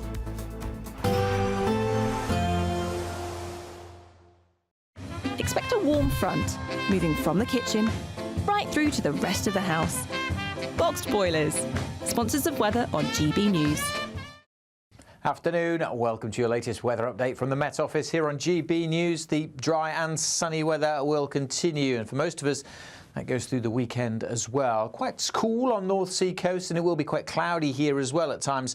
This area of high pressure is bringing the fine weather, but it's sitting to the north, which means the winds will be coming in from the North Sea, introducing more cloud here as we go through the night, and responsible for that cool feel as well. The North Sea is pretty chilly at the moment. Elsewhere, though, it stays dry and fine. We've seen some heavy showers in the southwest through the afternoon. They will tend to drift away. So for most, it's a dry night, long clear spells in the west, and it will be a colder night, certainly across central and western Scotland. Rural spots likely to dip down to freezing. So a chilly start, yes, but plenty of sunshine in the west. A grey start over central and eastern England, but that cloud should be breaking up and disappearing as we go through the day. But certainly to begin with, the southeast, East Anglia looking pretty glum. A spectacular start with spring sunshine for Wales, Northern Ireland, and indeed most of Scotland. Notice this breeze is still coming down from the north, though, so that will peg the temperatures back. Anywhere exposed to the North Sea and that breeze coming in from the sea, temperatures are going to struggle because the sea is so chilly.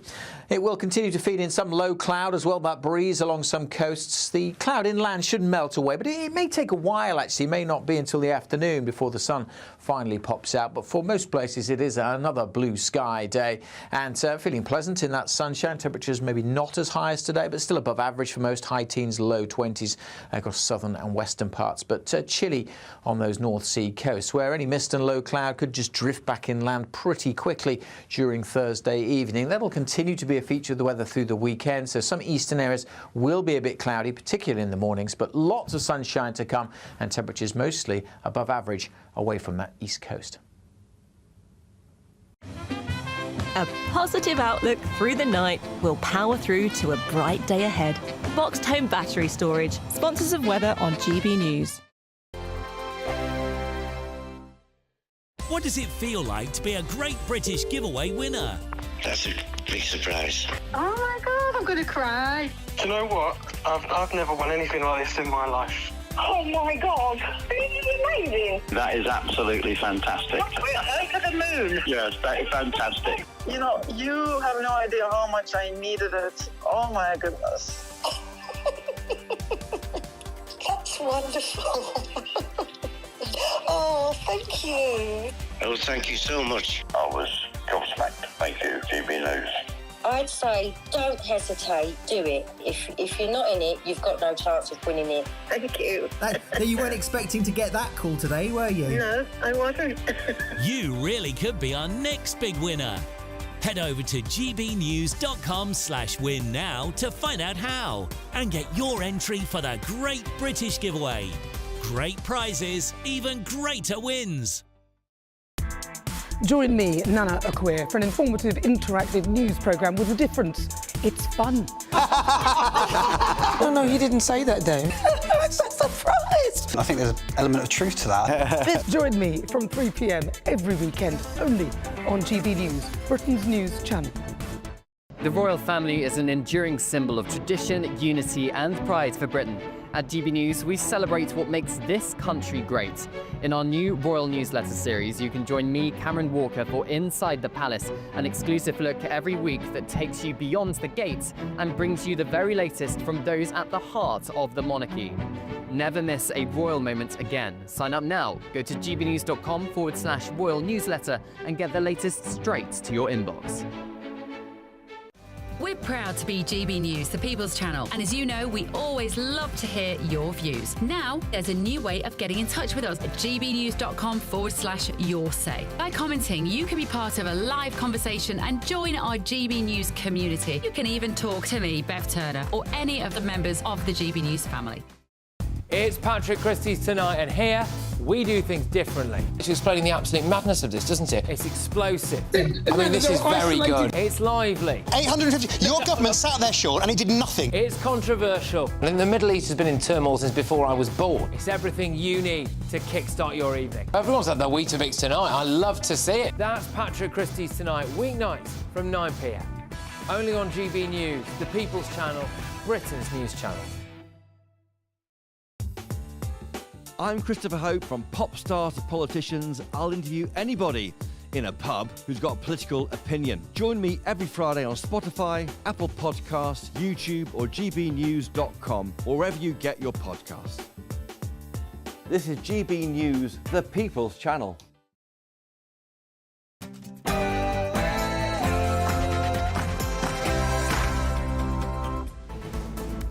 Good afternoon, Britain. It's 2 o'clock on Wednesday, the 14th of May. I'm Tom Harwood. I'm Emily Carver. Well, crisis on the Channel. Yes, Keir Starmer faces criticism over his new immigration measures as we discuss how a GB News investigation uncovered the full extent of the migrant crisis. You'll get a job in the UK. Refugee, I need paper, passport, you know. These people is long in Europe, like 5 years, 6 years, you don't have paper. So you went to get in a boat today? Yeah, yesterday. And there was a problem yesterday, and there was a problem with the motor. OK, and could a jab a week make you live longer? New research says weight loss drugs like Wegovy could slash heart attack risks, boost mental health and even slow ageing. Is this really the wonder drug it's all cracked up to be? And 2 British Army regiments have defied strict rules on political neutrality by sharing a petition urging the government to protect veterans from historic prosecutions. And a Nottingham Forest striker is in an induced coma after having surgery on a serious abdominal injury. We'll get the very latest. And plummeting popularity for Meghan Markle. A new YouGov poll has revealed that Meghan Markle's popularity with the public has hit an all-time low. Bit of a tautology there, but we'll get a lowdown on that.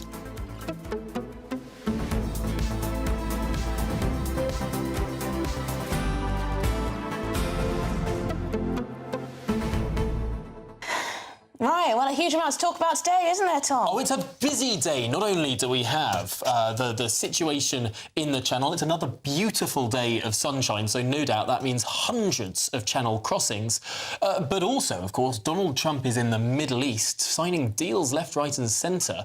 And I wonder if this remarkable thawing of relationships between Donald Trump and the new leader of Syria, former terrorist himself, but with the lifting of sanctions and the stabilising potentially of that country, could we see a backflow of refugees? Could millions of Syrians who left that country actually return to that country in the Middle East and lessen the pressures on European countries? I'm not sure about that, but I am sure that the time is running out for Keir Starmer to make a move on stopping the Channel migrant crisis, because the numbers are just going up.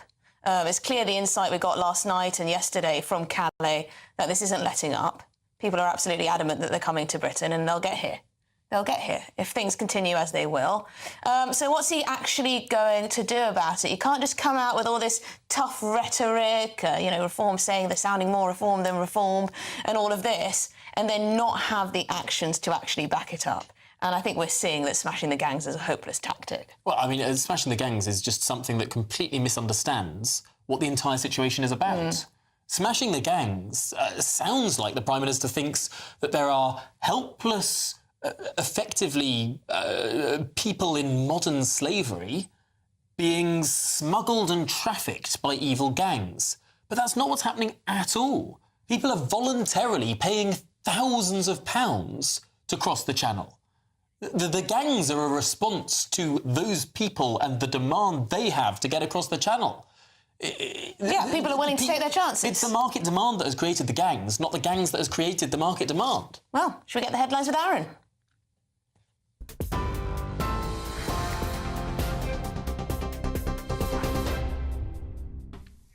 Thank you very much indeed, Tom and Emily. Good afternoon to you, just after 2 o'clock.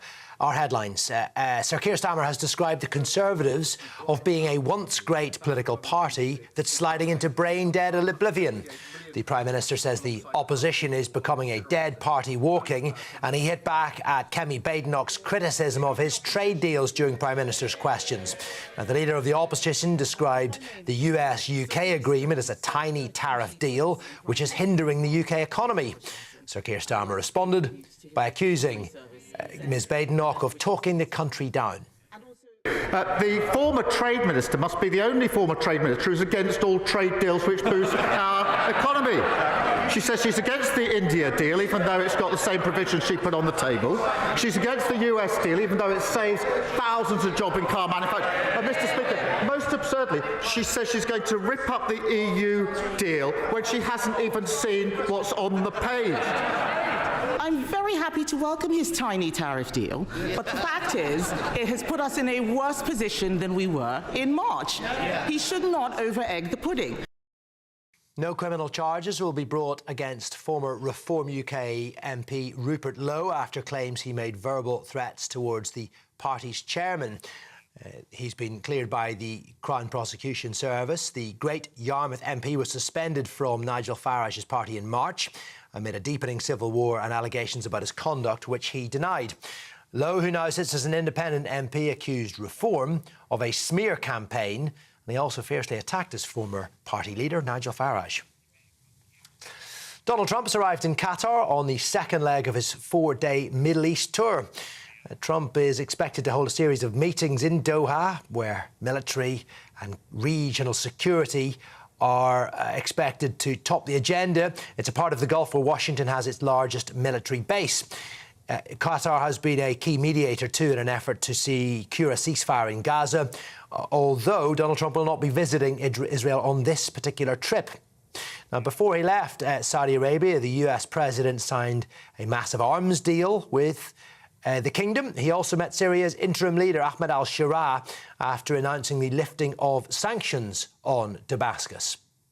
Now, Shara, a former al-Qaeda commander, led rebels in overthrowing the al-Assad regime back in December, and he remains a designated terrorist in the US. The meeting between Trump and President Shara was the first between leaders of the two countries in 25 years. We are currently exploring normalizing relations with Syria's new government, as you know, beginning with my meeting with President Ahmed al-Shara and Secretary Rubio's meeting with the Syrian foreign minister. I am also ordering the cessation of sanctions against Syria to give them a fresh start. It gives them a chance for greatness. The sanctions were really crippling, very powerful. And I spoke to Mohammed, and I spoke to our friend from Turkey, who we just spoke to also by phone now, but felt very strongly that this would give them a chance. It's not going to be easy anyway, so it gives them a good, strong chance. Thousands more civil servants will be moved out of London as the government seeks to cut costs and radically reform the state. Under plans announced, 12,000 roles will be moved to a series of new regional campuses across the country. 11 government buildings in Whitehall will be closed in a move that the government hope will save £94 million a year by 2032. Under the proposals, half of all senior civil service roles will be based outside the capital by the turn of the decade. Burberry has announced it could cut around 1,700 roles worldwide over the next 2 years as part of plans to reduce costs. Britain's biggest luxury fashion brand made a pre-tax loss of £66 million for the 12 months to the end of March. That's compared with a £383 million profit in the previous year. Burberry shares jumped as much as 9.9% following the job cut announcements. The Menendez brothers, who were sentenced for the murder of their parents in 1989, have both received reduced terms after an appeal hearing considered new evidence. It means Lyle and Eric Menendez, who are aged 57 and 54, could be granted parole as soon as next month. The brothers claim they killed their parents, Kitty and Jose, out of self-defence after years of sexual abuse. We'll leave you with some dramatic pictures from the United States, where a Russian man led police in Florida on a merry chase, well, a maritime one anyway, for more than an hour after stealing a luxury yacht. But he didn't get away with it. He was eventually stopped and arrested when deputies boarded his boat. Those are your headlines. I'll be back with more at 2:30.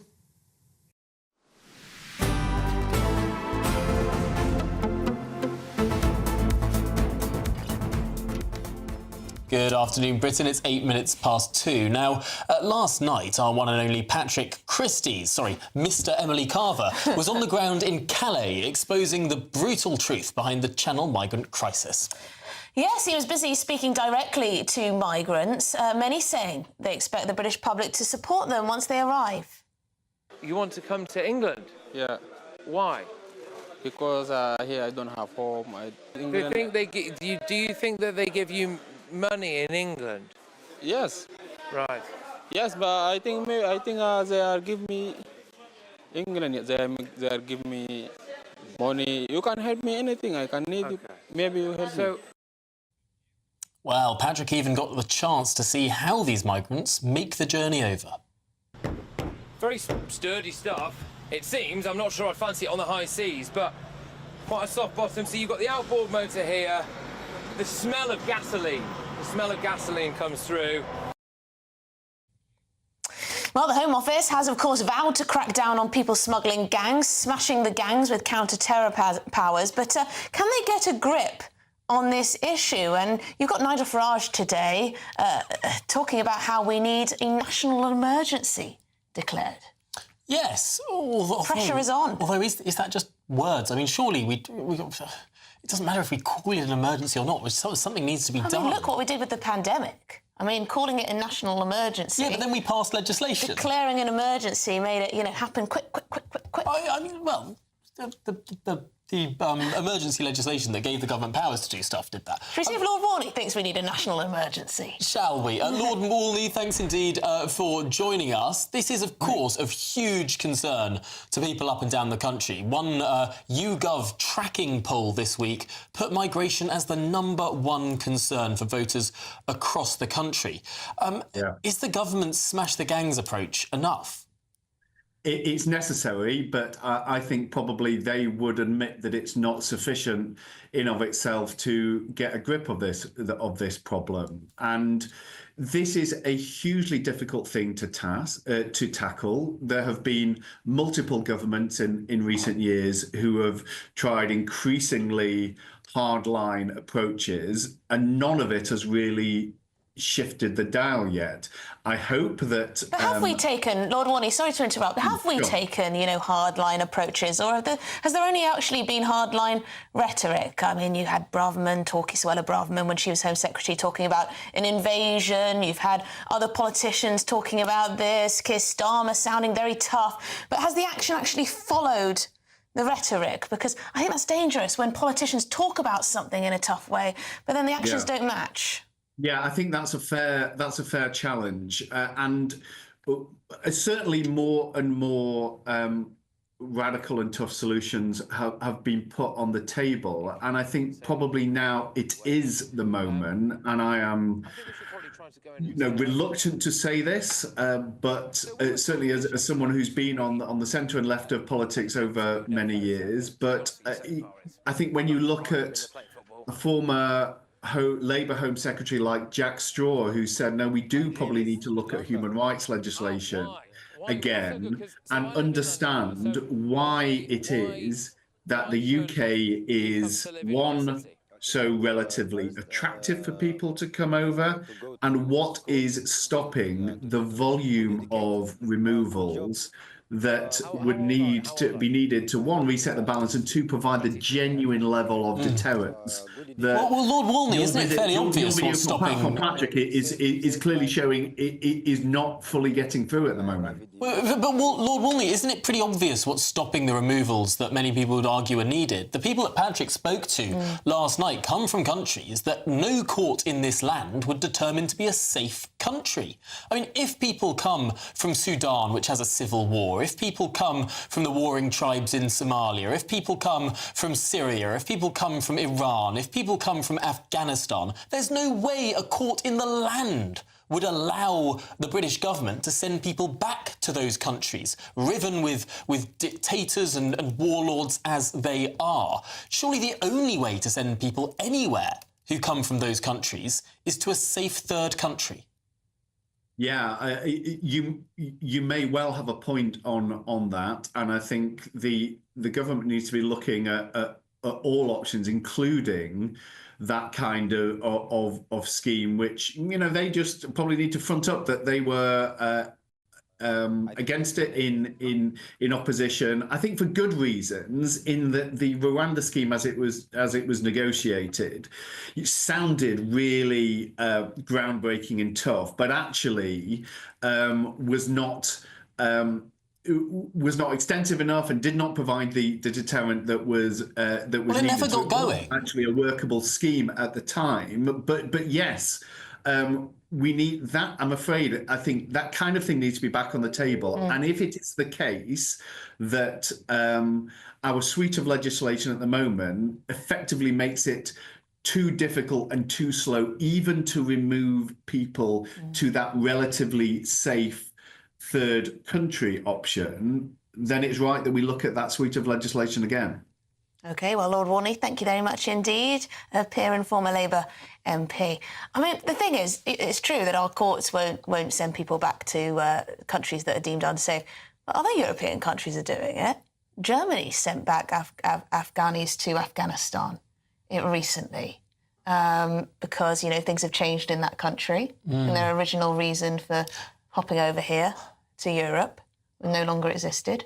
Yeah, I wonder. You know, I wonder if there is a court in the land that would accept the Taliban as running a safe country. No, we take these conventions. You have to get rid of the ECHR, don't you? Really? Well, it's not just the ECHR. I mean, it's the 1951 UN Convention on Refugees that enshrines as the core principle of that agreement that we're all signed up to as non-refoulement, i.e., you can't send anyone back to somewhere they might be unsafe. Absolutely. But I think that definition is very much stretched in the current global circumstances, where most countries, the vast, vast majority, are less safe than the United Kingdom.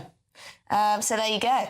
I think you can get asylum in this country from all sorts of different countries that you wouldn't expect. Certainly been proven. But shall we move on to something a little bit more parochial? Yes, a jab a week to live longer. Well, experts are calling it a medical revolution. Groundbreaking research shows weight loss drugs based on the ingredient semaglutide. Now, these are the sort of Ozempics and Wegovy's of this world. They could delay ageing, cut heart attacks in half, and improve mental health, even for people who aren't overweight. Well, the pressure's on to roll them out fast on the NHS, isn't it?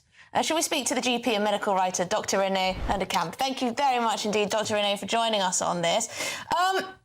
Ozempic, Wegovy, lots of people seem to be having fantastic results when it comes to weight loss. I mean, all these other things we're talking about, longer life, less heart attacks and less ageing, is that all linked to just losing weight, or is this drug actually responsible for all of those things in and of itself?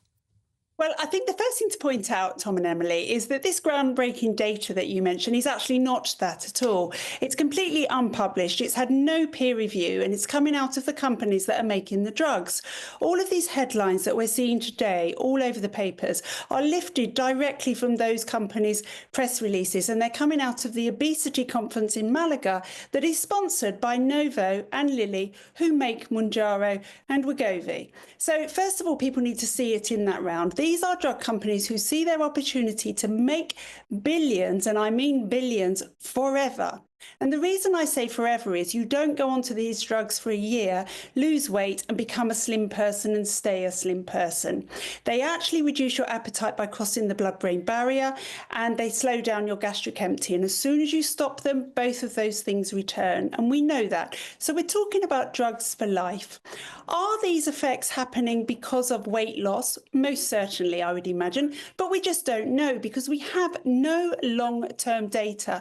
So there is absolutely no way, apologies, the cat has just joined me. There's absolutely no way that they know. We've got quite a lot of long-term data, Renee, don't we? I mean, these drugs have been used for people with diabetes for decades now, or more than a decade.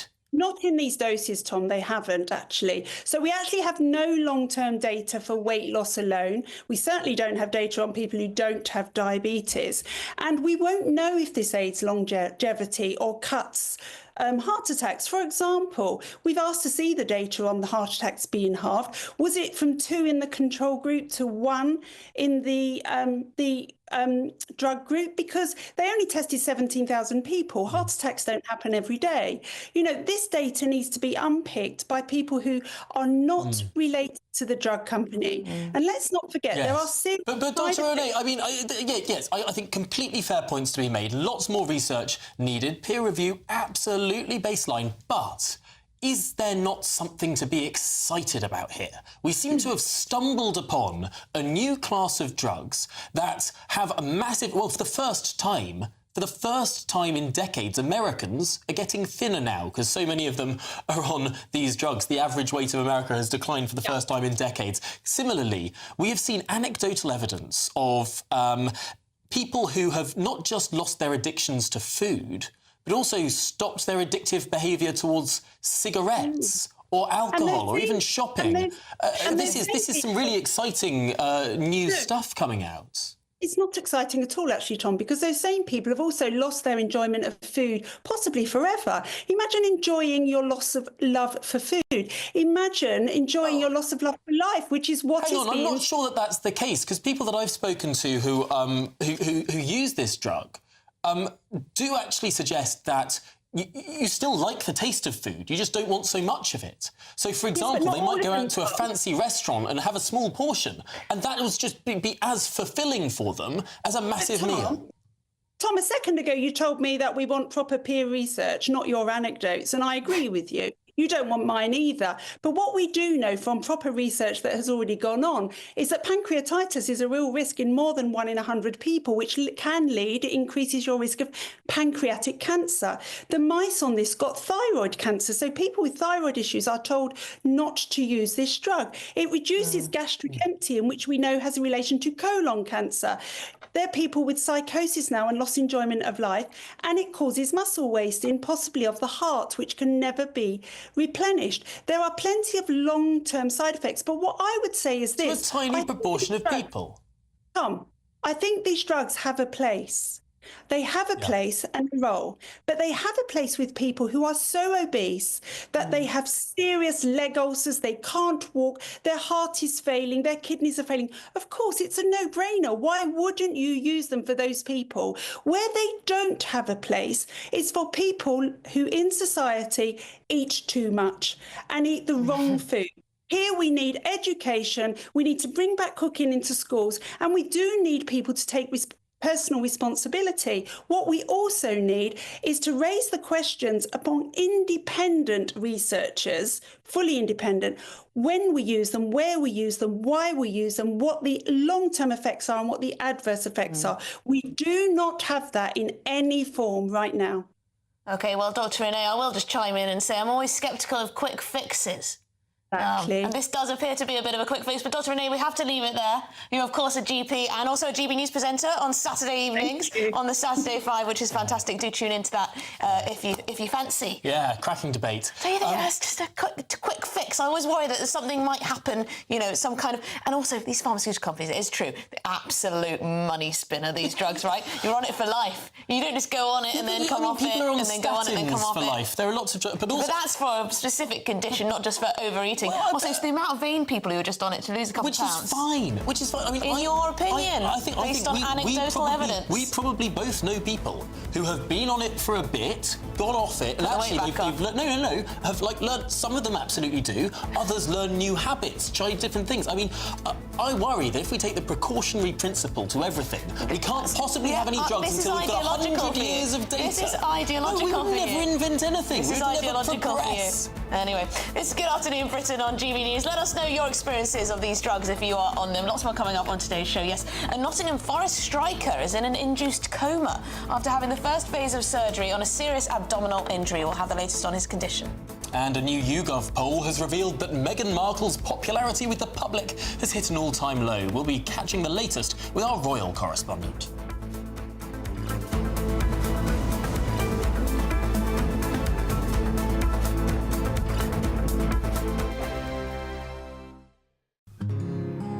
This is our country, and we think it's amazing. From high tea to the high street, we love it all. Even the rain, we like that too. There's nowhere else we'd rather be. That's why we're here to be the fearless champion of Britain, its voices and its values. Because we are GB News, the People's Channel, Britain's news channel. Sunday with Michael Portillo from 11, only on GB News. What do we learn in the letter that Stoker thought about Dracula? So the letter was sent 6 weeks after Dracula's publication in July 1897. So at this point, it's not, you know, Dracula that we know of now, this sort of almost cultural myth. It's a new and uncertain work which had been reviewed incredibly mixed. You know, some said it was amazing, some said it was weird and quite strange. In the letter, Stoker sent out a number of first editions to friends and to one actually went to Prime Minister Gladstone as well, basically asking for praise and also asking, you know, here is a signed first edition for you. Please let me know what you think of it. Most are very formal. They would just be like, you know, enclosed as first edition. With this one, it is to an unidentified Williams, we believe a sort of a friend from the theatre circle, but still yet to be identified, in which he encloses the book, signs the book to him, states, you know, how is enclosed for high, which is a very informal way of saying how is enclosed for kind of, you know, this is high watermark, it's amazing writing. And then, Lord forgive me, I am quite shameless, which is... How do you interpret that? There are two interpretations. One is he's shameless for asking a friend his thoughts, which I don't believe. The other is, Lord forgive me, I'm quite shameless. You know, Dracula was a weird, very strange book, and still is to this day. I think it was Stoker, in a very cheeky and quite conversational way, being like, to whoever, you know, he wrote, my dear William, so a very close friend, clearly.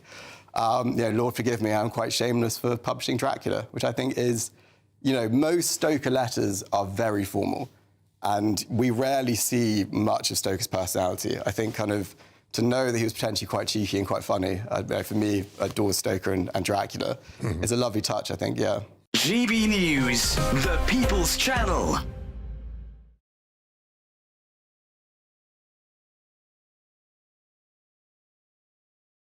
Westminster's full of talk, but out here, it's the real world. Am I allowed to talk No, now? that's it.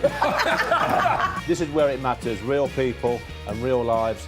That's what politics is all about. The fact is Trump made a good start, no. Straight answers, no spin, and just a couple of pints. How many fingers have I got up? About 10. So join me for Lee Anderson's Real World every Friday at 7 p.m, only on GB News. The People's Channel, Britain's news channel.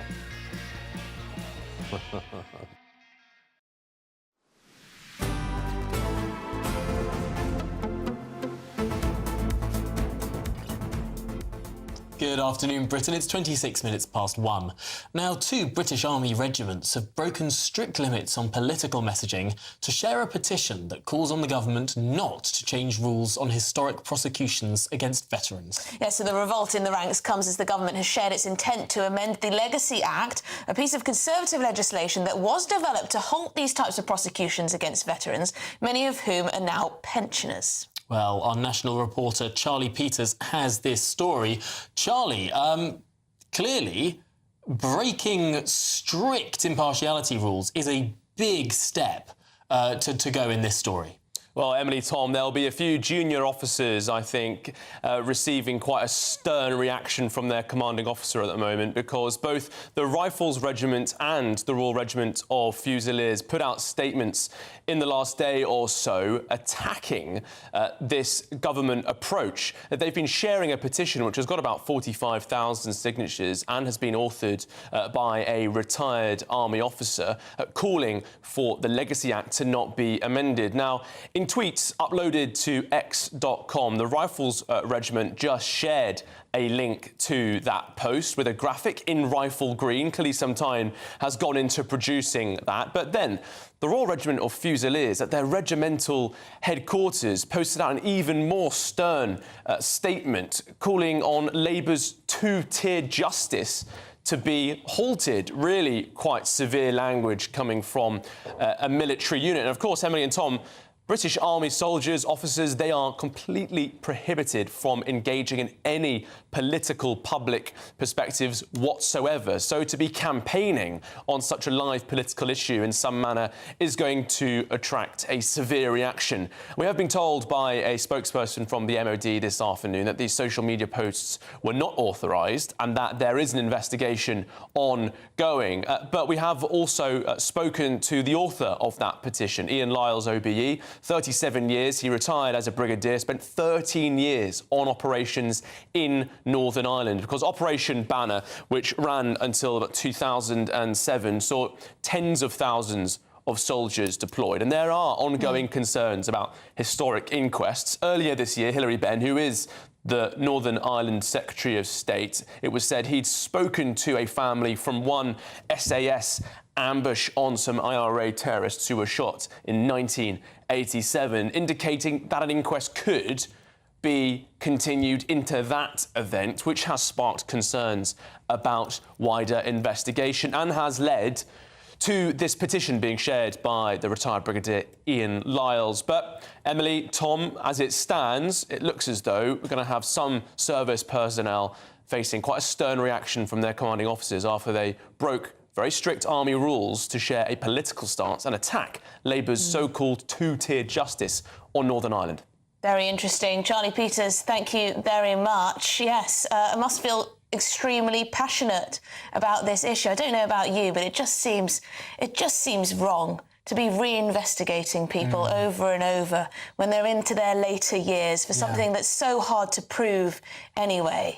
Rather than backing our soldiers in difficult circumstances. And yet, on the other hand, people also do want to see prosecutions against IRA terrorists who have got away with murder for years and years and years. But can you compare the two? No, you can't. No, you can't. But this is the difficulty of the legislation, right? Because they tried to say, OK, we'll take the hit on not prosecuting the terrorists to protect our armed forces from vexatious prosecution. But it's a difficult pill to swallow. Well, the Nottingham Forest striker Taiwo Awoniyi is in an induced coma after having the first phase of surgery on a serious abdominal injury. Well, the Premier League striker underwent a procedure on Monday, having suffered a serious injury during Sunday's 2-2 draw with Leicester colliding with the post. Well, we're joined by GBNews reporter Jack Carson in Nottingham. Jack, what's the latest on his condition then? Well, he seems to be stable in hospital, suffering after having emergency surgery for what has been called a ruptured intestine. The 27-year-old had that emergency operation on Monday night and was revealed yesterday that he was in an induced coma. That was said to be able to restrict his movement and also regulate his heart rate. There was some concerns around whether he would need a further operation, but there's no suggestion that the player's condition is life-threatening, and understood that he will be out of that induced coma, hopefully in the next 24 to 48 hours, unlikely when he will be discharged from hospital after he was taken there on Monday after further assessments from the Forest medical team. So he not only played in the match, of course, on Sunday in that 2-2 draw with Leicester, suffering that injury when he collided with the goalpost. He managed to stay on the pitch, wanted to stay on the pitch after being assessed by the medical staff initially, but then came off with a few minutes to go at the end of the match, leaving Forest with 10 men because they hadn't got any substitutions left. And there was scenes of the Forest owner, Evangelos Marinakis, coming onto the pitch, talking with Nuno, clearly showing that he was very passionate and emotional about this. Forest releasing a statement saying he couldn't stand on the sidelines and see a player in such severe pain as it seemed Taiwo Awoniyi was after suffering that injury. But the seriousness obviously seemingly not really assessed until Monday, when he was then taken to hospital and received that emergency surgery. We've been speaking to Matt Wilkinson. He's one of the Forest fans who was here at the weekend. He also runs the supporters page of Forest fan base. He gave us his reaction to the incident and what he saw. For a long time this has been an accident waiting to happen, I feel. It was clearly offside. Everyone in the whole stadium knew it was offside. Elanga basically stopped, but then sort of decided to carry on as he had to, really. And we all saw what happened. But yeah, I think the laws have to change, really. I was in the Peter Taylor stand, so we saw it all play out in front of us. And the physios took several minutes to evaluate him and clearly gave him multiple thumbs up, as he specifically held taking Elliot Anderson off the pitch to wait for them to give the all clear. Now, I don't know whether it's their fault or whether Taiwo was insisting he could continue, but either way, they probably should have taken it out of his hands with with hindsight. But even at the time, I think they should have delayed the substitution for a minute. That would have made sense, and then made a decision. And obviously around the situation with the injury, there's also the situation with Anthony Elanga, the Forest attacker. When that ball was initially played through, was in a clearly offside position. The match officials are directed not to flag for offside, give it a delay reaction in order for virtual assistant referees to come in and make a decision if it is an on or offside call. And so that is part of the talking points now, whether those rules need to be addressed given the fact this injury has occurred. But just to confirm, Awoniyi still in a induced coma in hospital after that injury on Sunday. Gosh, what a terrible story. Well, Jack Carson, thanks indeed for bringing it to us. OK, well, this is Good Afternoon Britain on GB News. Lots more coming up on today's show. Yes, it's a new YouGov poll that will surprise none of you. It has revealed Meghan Markle's popularity with the public has hit an all-time low. We're going to be speaking to our royal correspondent. What has she done to annoy everyone so much? That to come, and Britain is on high drought alert, and restriction warnings have been issued for 16 million people as the UK is on track for the driest spring on record. Well, that's after your headlines with Aaron.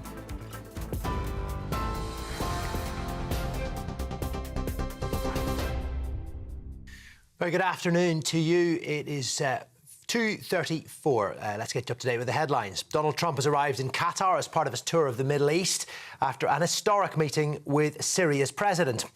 Trump will have a series of meetings in Doha, where Washington also has its largest military base in the region. Qatar has also been a key mediator in efforts to secure a ceasefire in Gaza, although it's notable that Donald Trump will not visit Israel on this particular trip. And before he left Saudi Arabia, the US president met Syria's interim leader, Ahmed al-Sharaa, after announcing the liftings of sanctions on Damascus yesterday. Trump described him as a young, attractive and a tough guy with a strong past. Well, Sharaa, there's pictures of the meeting. A former al-Qaeda commander led rebels in overthrowing the al-Assad regime back in December. He remains a designated terrorist in the US. The meeting between Trump and President Sharaa was the first between the leaders of the two countries in 25 years. Sir Keir Starmer's described the Conservatives as being a once great political party sliding into brain-dead oblivion. The Prime Minister says the opposition's becoming a dead party walking, and he hit back at Kemi Baden Badenoch's criticism of his trade deals during Prime Minister's questions. The leader of the opposition described the US-UK agreement as a tiny tariff deal which is hindering the UK economy. Well, Sir Keir Starmer responded by accusing Ms Badenoch of talking the country down. And no criminal charges will be brought against the former Reform MP Rupert Lowe after claims he made verbal threats towards the party's chairman. The Great Yarmouth MP was suspended from Nigel Farage's party in March amid a deepening civil war and allegations about his conduct, which he denies. Well, Mr Lowe, who now sits in the Commons as an independent MP, has hit back at Reform and says it was a sinister attempt to weaponise the criminal justice system against him, putting not just his political future but his liberty at risk. Those are your headlines, but Mark White will be here with more at 3 o'clock. For the very latest GB News direct to your smartphone, sign up to News Alerts by scanning the QR code or go to gbnews.com/alerts.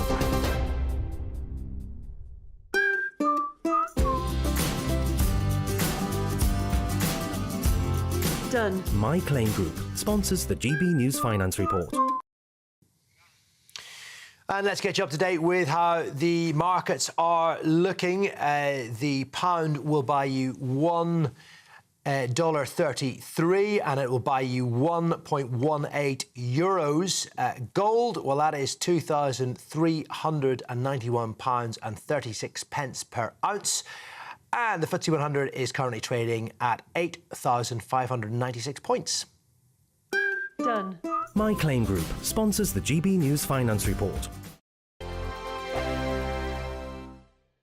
Yes, it's time for your latest weather update from the Met Office here on GB News. A sunny day out there for the vast majority. A bit more cloud over parts of the east, and it's quite cool on North Sea coasts. And we're seeing 1 or 2 showers this afternoon over southwest England, close to this area of low pressure. But that is pulling away. High pressure is the dominant force, bringing a lot of dry and sunny weather, not just today, but for the rest of this week. Now, the winds coming down from the north, these North Sea coasts feeling a bit chilly, and it has been quite a gloomy start over northeast England, and we'll continue to feed in quite a bit of cloud over parts of South Yorkshire, West Yorkshire, Lincolnshire, and all the while on these North Sea coasts, the risk of low cloud. On the coast itself, temperatures struggling to 10 or 11 degrees.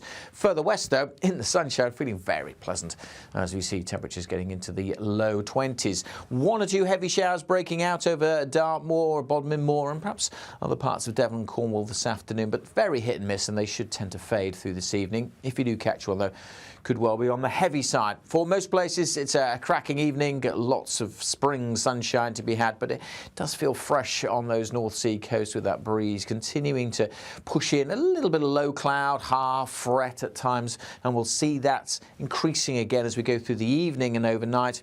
More of these eastern areas susceptible to that misty and murky weather coming in, maybe even the odd little bit of drizzle here and there too. But for most, it's a dry night. Certainly most western areas just stay with clear skies. That will allow temperatures to fall away through parts of central western Scotland, well down into single digits.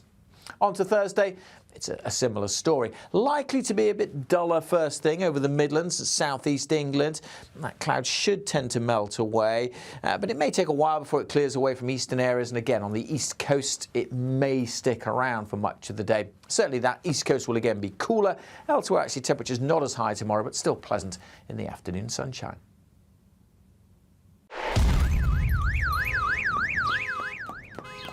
Crash Law 24 sponsors GB News Traffic and Travel Report. Good afternoon. This is the latest AI travel news from gbnews.com. The M74 southbound junction 2A on-slip Fullarton Road has restrictions due to emergency roadworks. Drivers should proceed cautiously. The M48 eastbound between junctions 2 Newhouse and 1 Ost is closed for maintenance. Diversions are in place. The M25 anti-clockwise between junctions 6 and 5 in Kent is closed due to an overturned vehicle causing delays. Traffic is expected to normalise by 5. And on the trains, Great Western Railway faces major disruptions between Bath Spa and Bristol Temple Meads, and southeastern delays occur at Ramsgate. For more travel news, go to gbnews.com. Crash Law 24 sponsors GB News Traffic and Travel Report.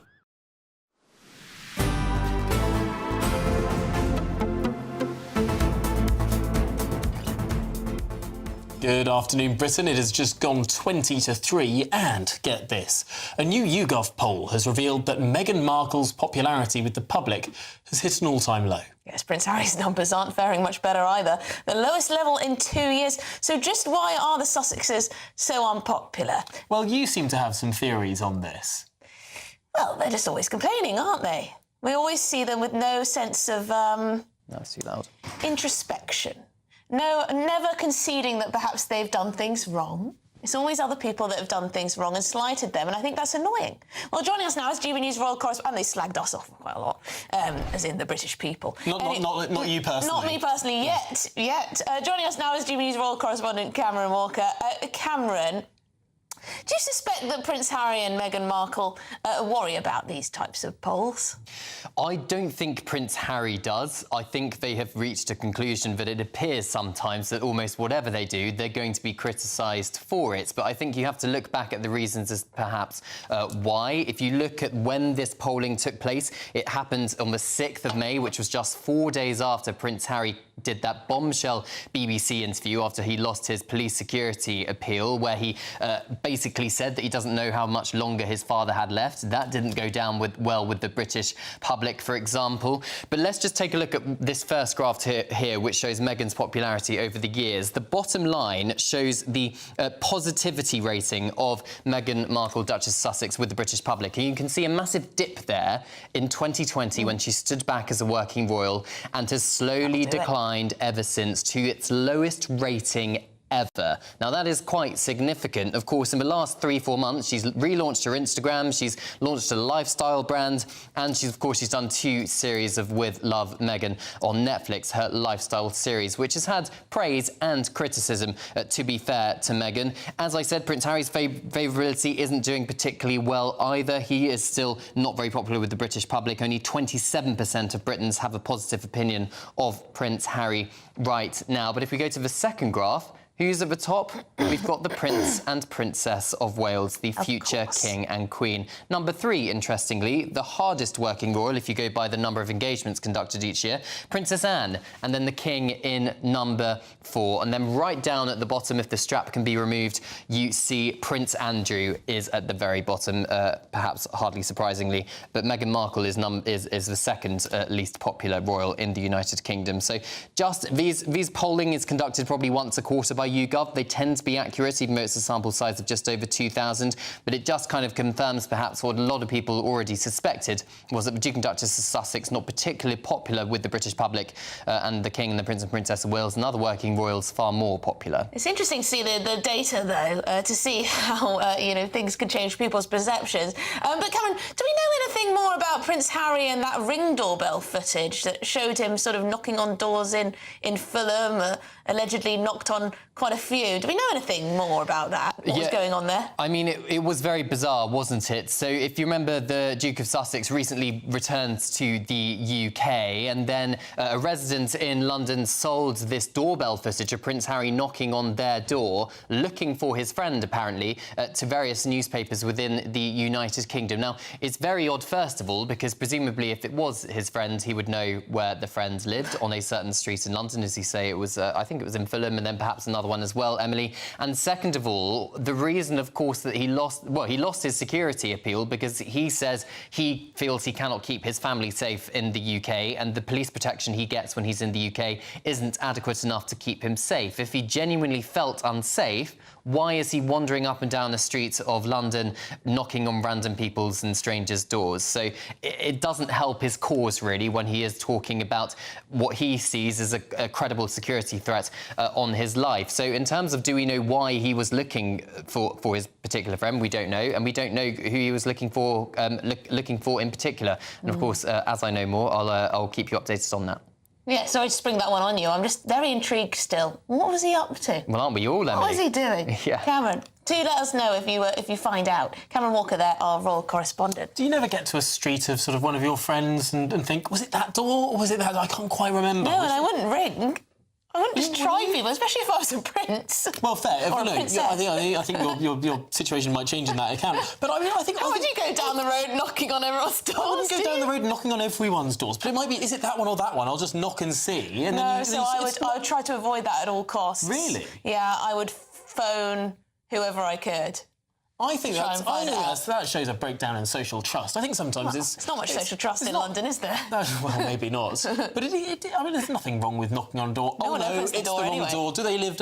It's like that scene in Love Actually. Yeah. Where Hugh Grant, as Prime Minister, goes and knocks down every door on this street because he was told that his former secretary worked on that street, and he got all sorts of reactions. But that was romantic, wasn't it? That was. Prince Harry going Well, around that looking opens skew-whipped. another can of worms. Is he looking for romance? I'm sure he would deny that. If you're in search of some winter sun, here's the forecast for some top European holiday destinations. You're looking happy. Well, the forecast looks good. So you've sorted the travel insurance then? All Clear Travel Insurance sponsors GB News Travel Destinations Forecast. Hello. Some heavy downpours and gusty winds over the central Mediterranean thanks to a storm system over the next few days, particularly wet and windy on Thursday across Sicily. That heavy rain and those gusty winds will spread more widely across Italy and up towards parts of Croatia later this week. Some heavy showers too for Sardinia, northern parts of Spain. Generally dry, but on the cool and sunny side in Portugal. Sunny skies for Barcelona into the weekend. All Clear Travel Insurance sponsors GB News Travel Destinations Forecast. Well, this is Good Afternoon Britain on GB News, and after the break, well, or indeed the break, it's more glorious weather here. Yes, but unfortunately the UK is on a high drought alert. There was a little bit of rain the other day, but clearly it hasn't done enough. Restriction warnings have been issued for 16 million people as the UK is on track for the driest spring on record, although that grass is looking quite luscious. Well, we'll have that update next. Hi, I'm Michelle Dewberry, and my show is your opportunity to cut through all the noise and dive in headfirst to some robust debates. Ideas clash. Situation, isn't it? Because the failure is... You're deliberately avoiding my point. Nothing's held back. And if you think this is the end of it, wait for more. And we do not shy away from the difficult stuff. Sometimes I want to shake people and say, if only you understood. So join me on Jubes & Co. weeknights at 6 p.m, only on GB News, Britain's news channel. Mornings don't have to be tiresome, especially if you have the right company. Wake up to news as it happens, opinion and debate, and of course, a little bit of entertainment too. Because when the kettle's on, we're on. That's Breakfast on GB News, a show worth waking up for. Every morning from 6 a.m. Only on the People's Channel, Britain's news channel. We'll spread the news, you spread the word. Westminster, the ultimate clique. And you're fighting like rats in a sack. But here on the Camilla Tominey Show, we ask the questions the establishment media is too scared to ask. OK, let me ask you a straight question, because I know you're a straight-talking politician. Whether it's net zero, illegal immigration or law and order, nothing is off-limits. You had the power then. Yeah, as I And say, now you've lost it. That's the Camilla Tominey Show, a politics show that's fearless. But no, let me finish my question if you don't mind, because it is my show. Sundays at 9:30, only on GB News, the People's Channel, Britain's news channel.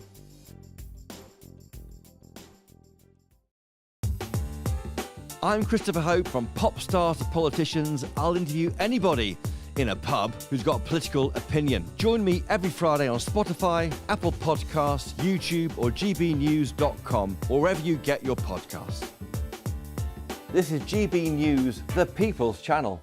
Headliners on GB News 11 p.m. every night. It's got 3 top comedians going through the next day's newspapers so you don't have to read them, which is great. That's a good point. He's lying. I mean, maybe he's not lying. That's Headliners every night from 11 p.m. and 5 a.m. as well on GB News, Britain's news channel.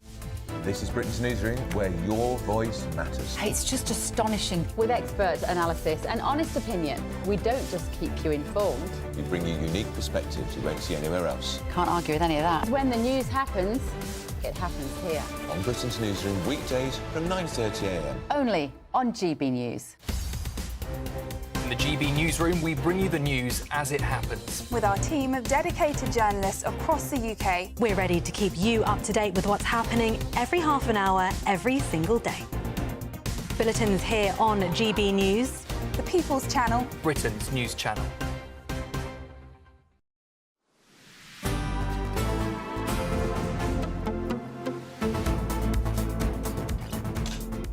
Good afternoon. Britain, it's just gone 10 to 3. Now the Met Office is warning that Britain could face a summer of hosepipe bans amidst looming drought risk. Oh dear, spring is currently running as the UK's driest on record, and the mostly dry weather is expected to continue across the UK for at least another 10 days. Well, joining us now is the founder of Waterways Protection, Philip Greenwood.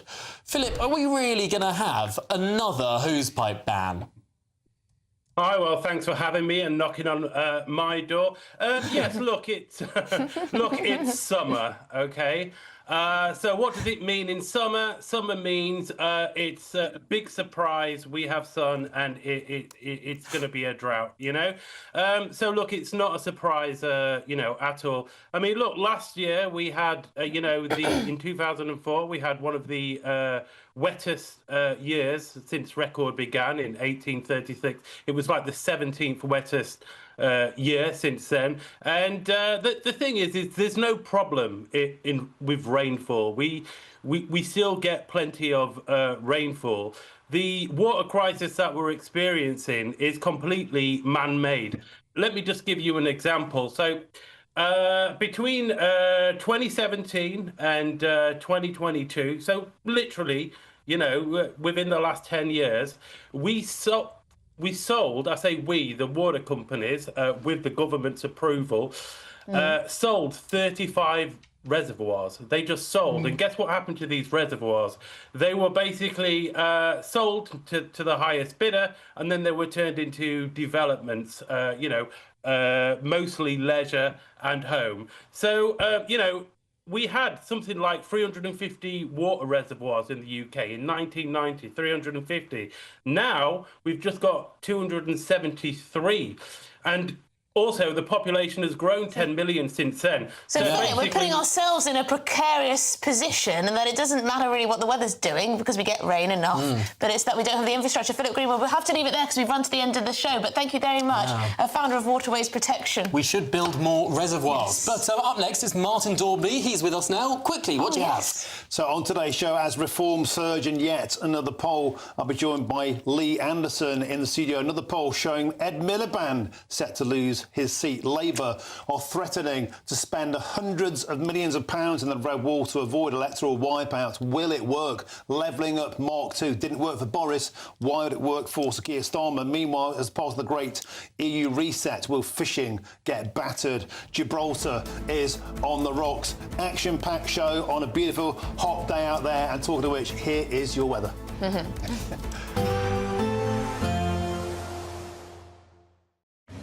Even though we'll see a cloudy start, it'll be a bright outlook for the rest of the day. Boxed Solar, sponsors of weather on GB News. Afternoon, welcome to your latest weather update from the Met Office here on GB News. The dry and sunny weather will continue, and for most of us, that goes through the weekend as well. Quite cool on North Sea coast, and it will be quite cloudy here as well at times.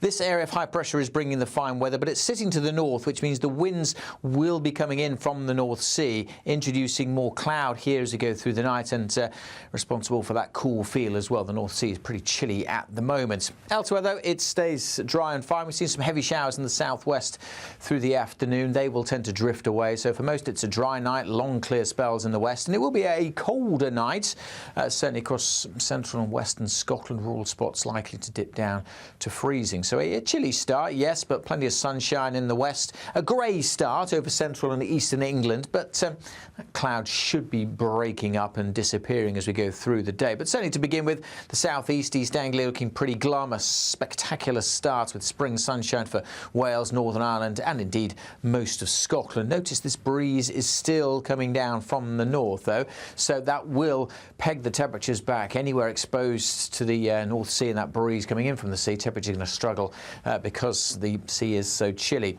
It will continue to feed in some low cloud as well, that breeze along some coasts. The cloud inland should melt away, but it may take a while actually. It may not be until the afternoon before the sun finally pops out. But for most places, it is another blue sky day and feeling pleasant in that sunshine. Temperatures maybe not as high as today, but still above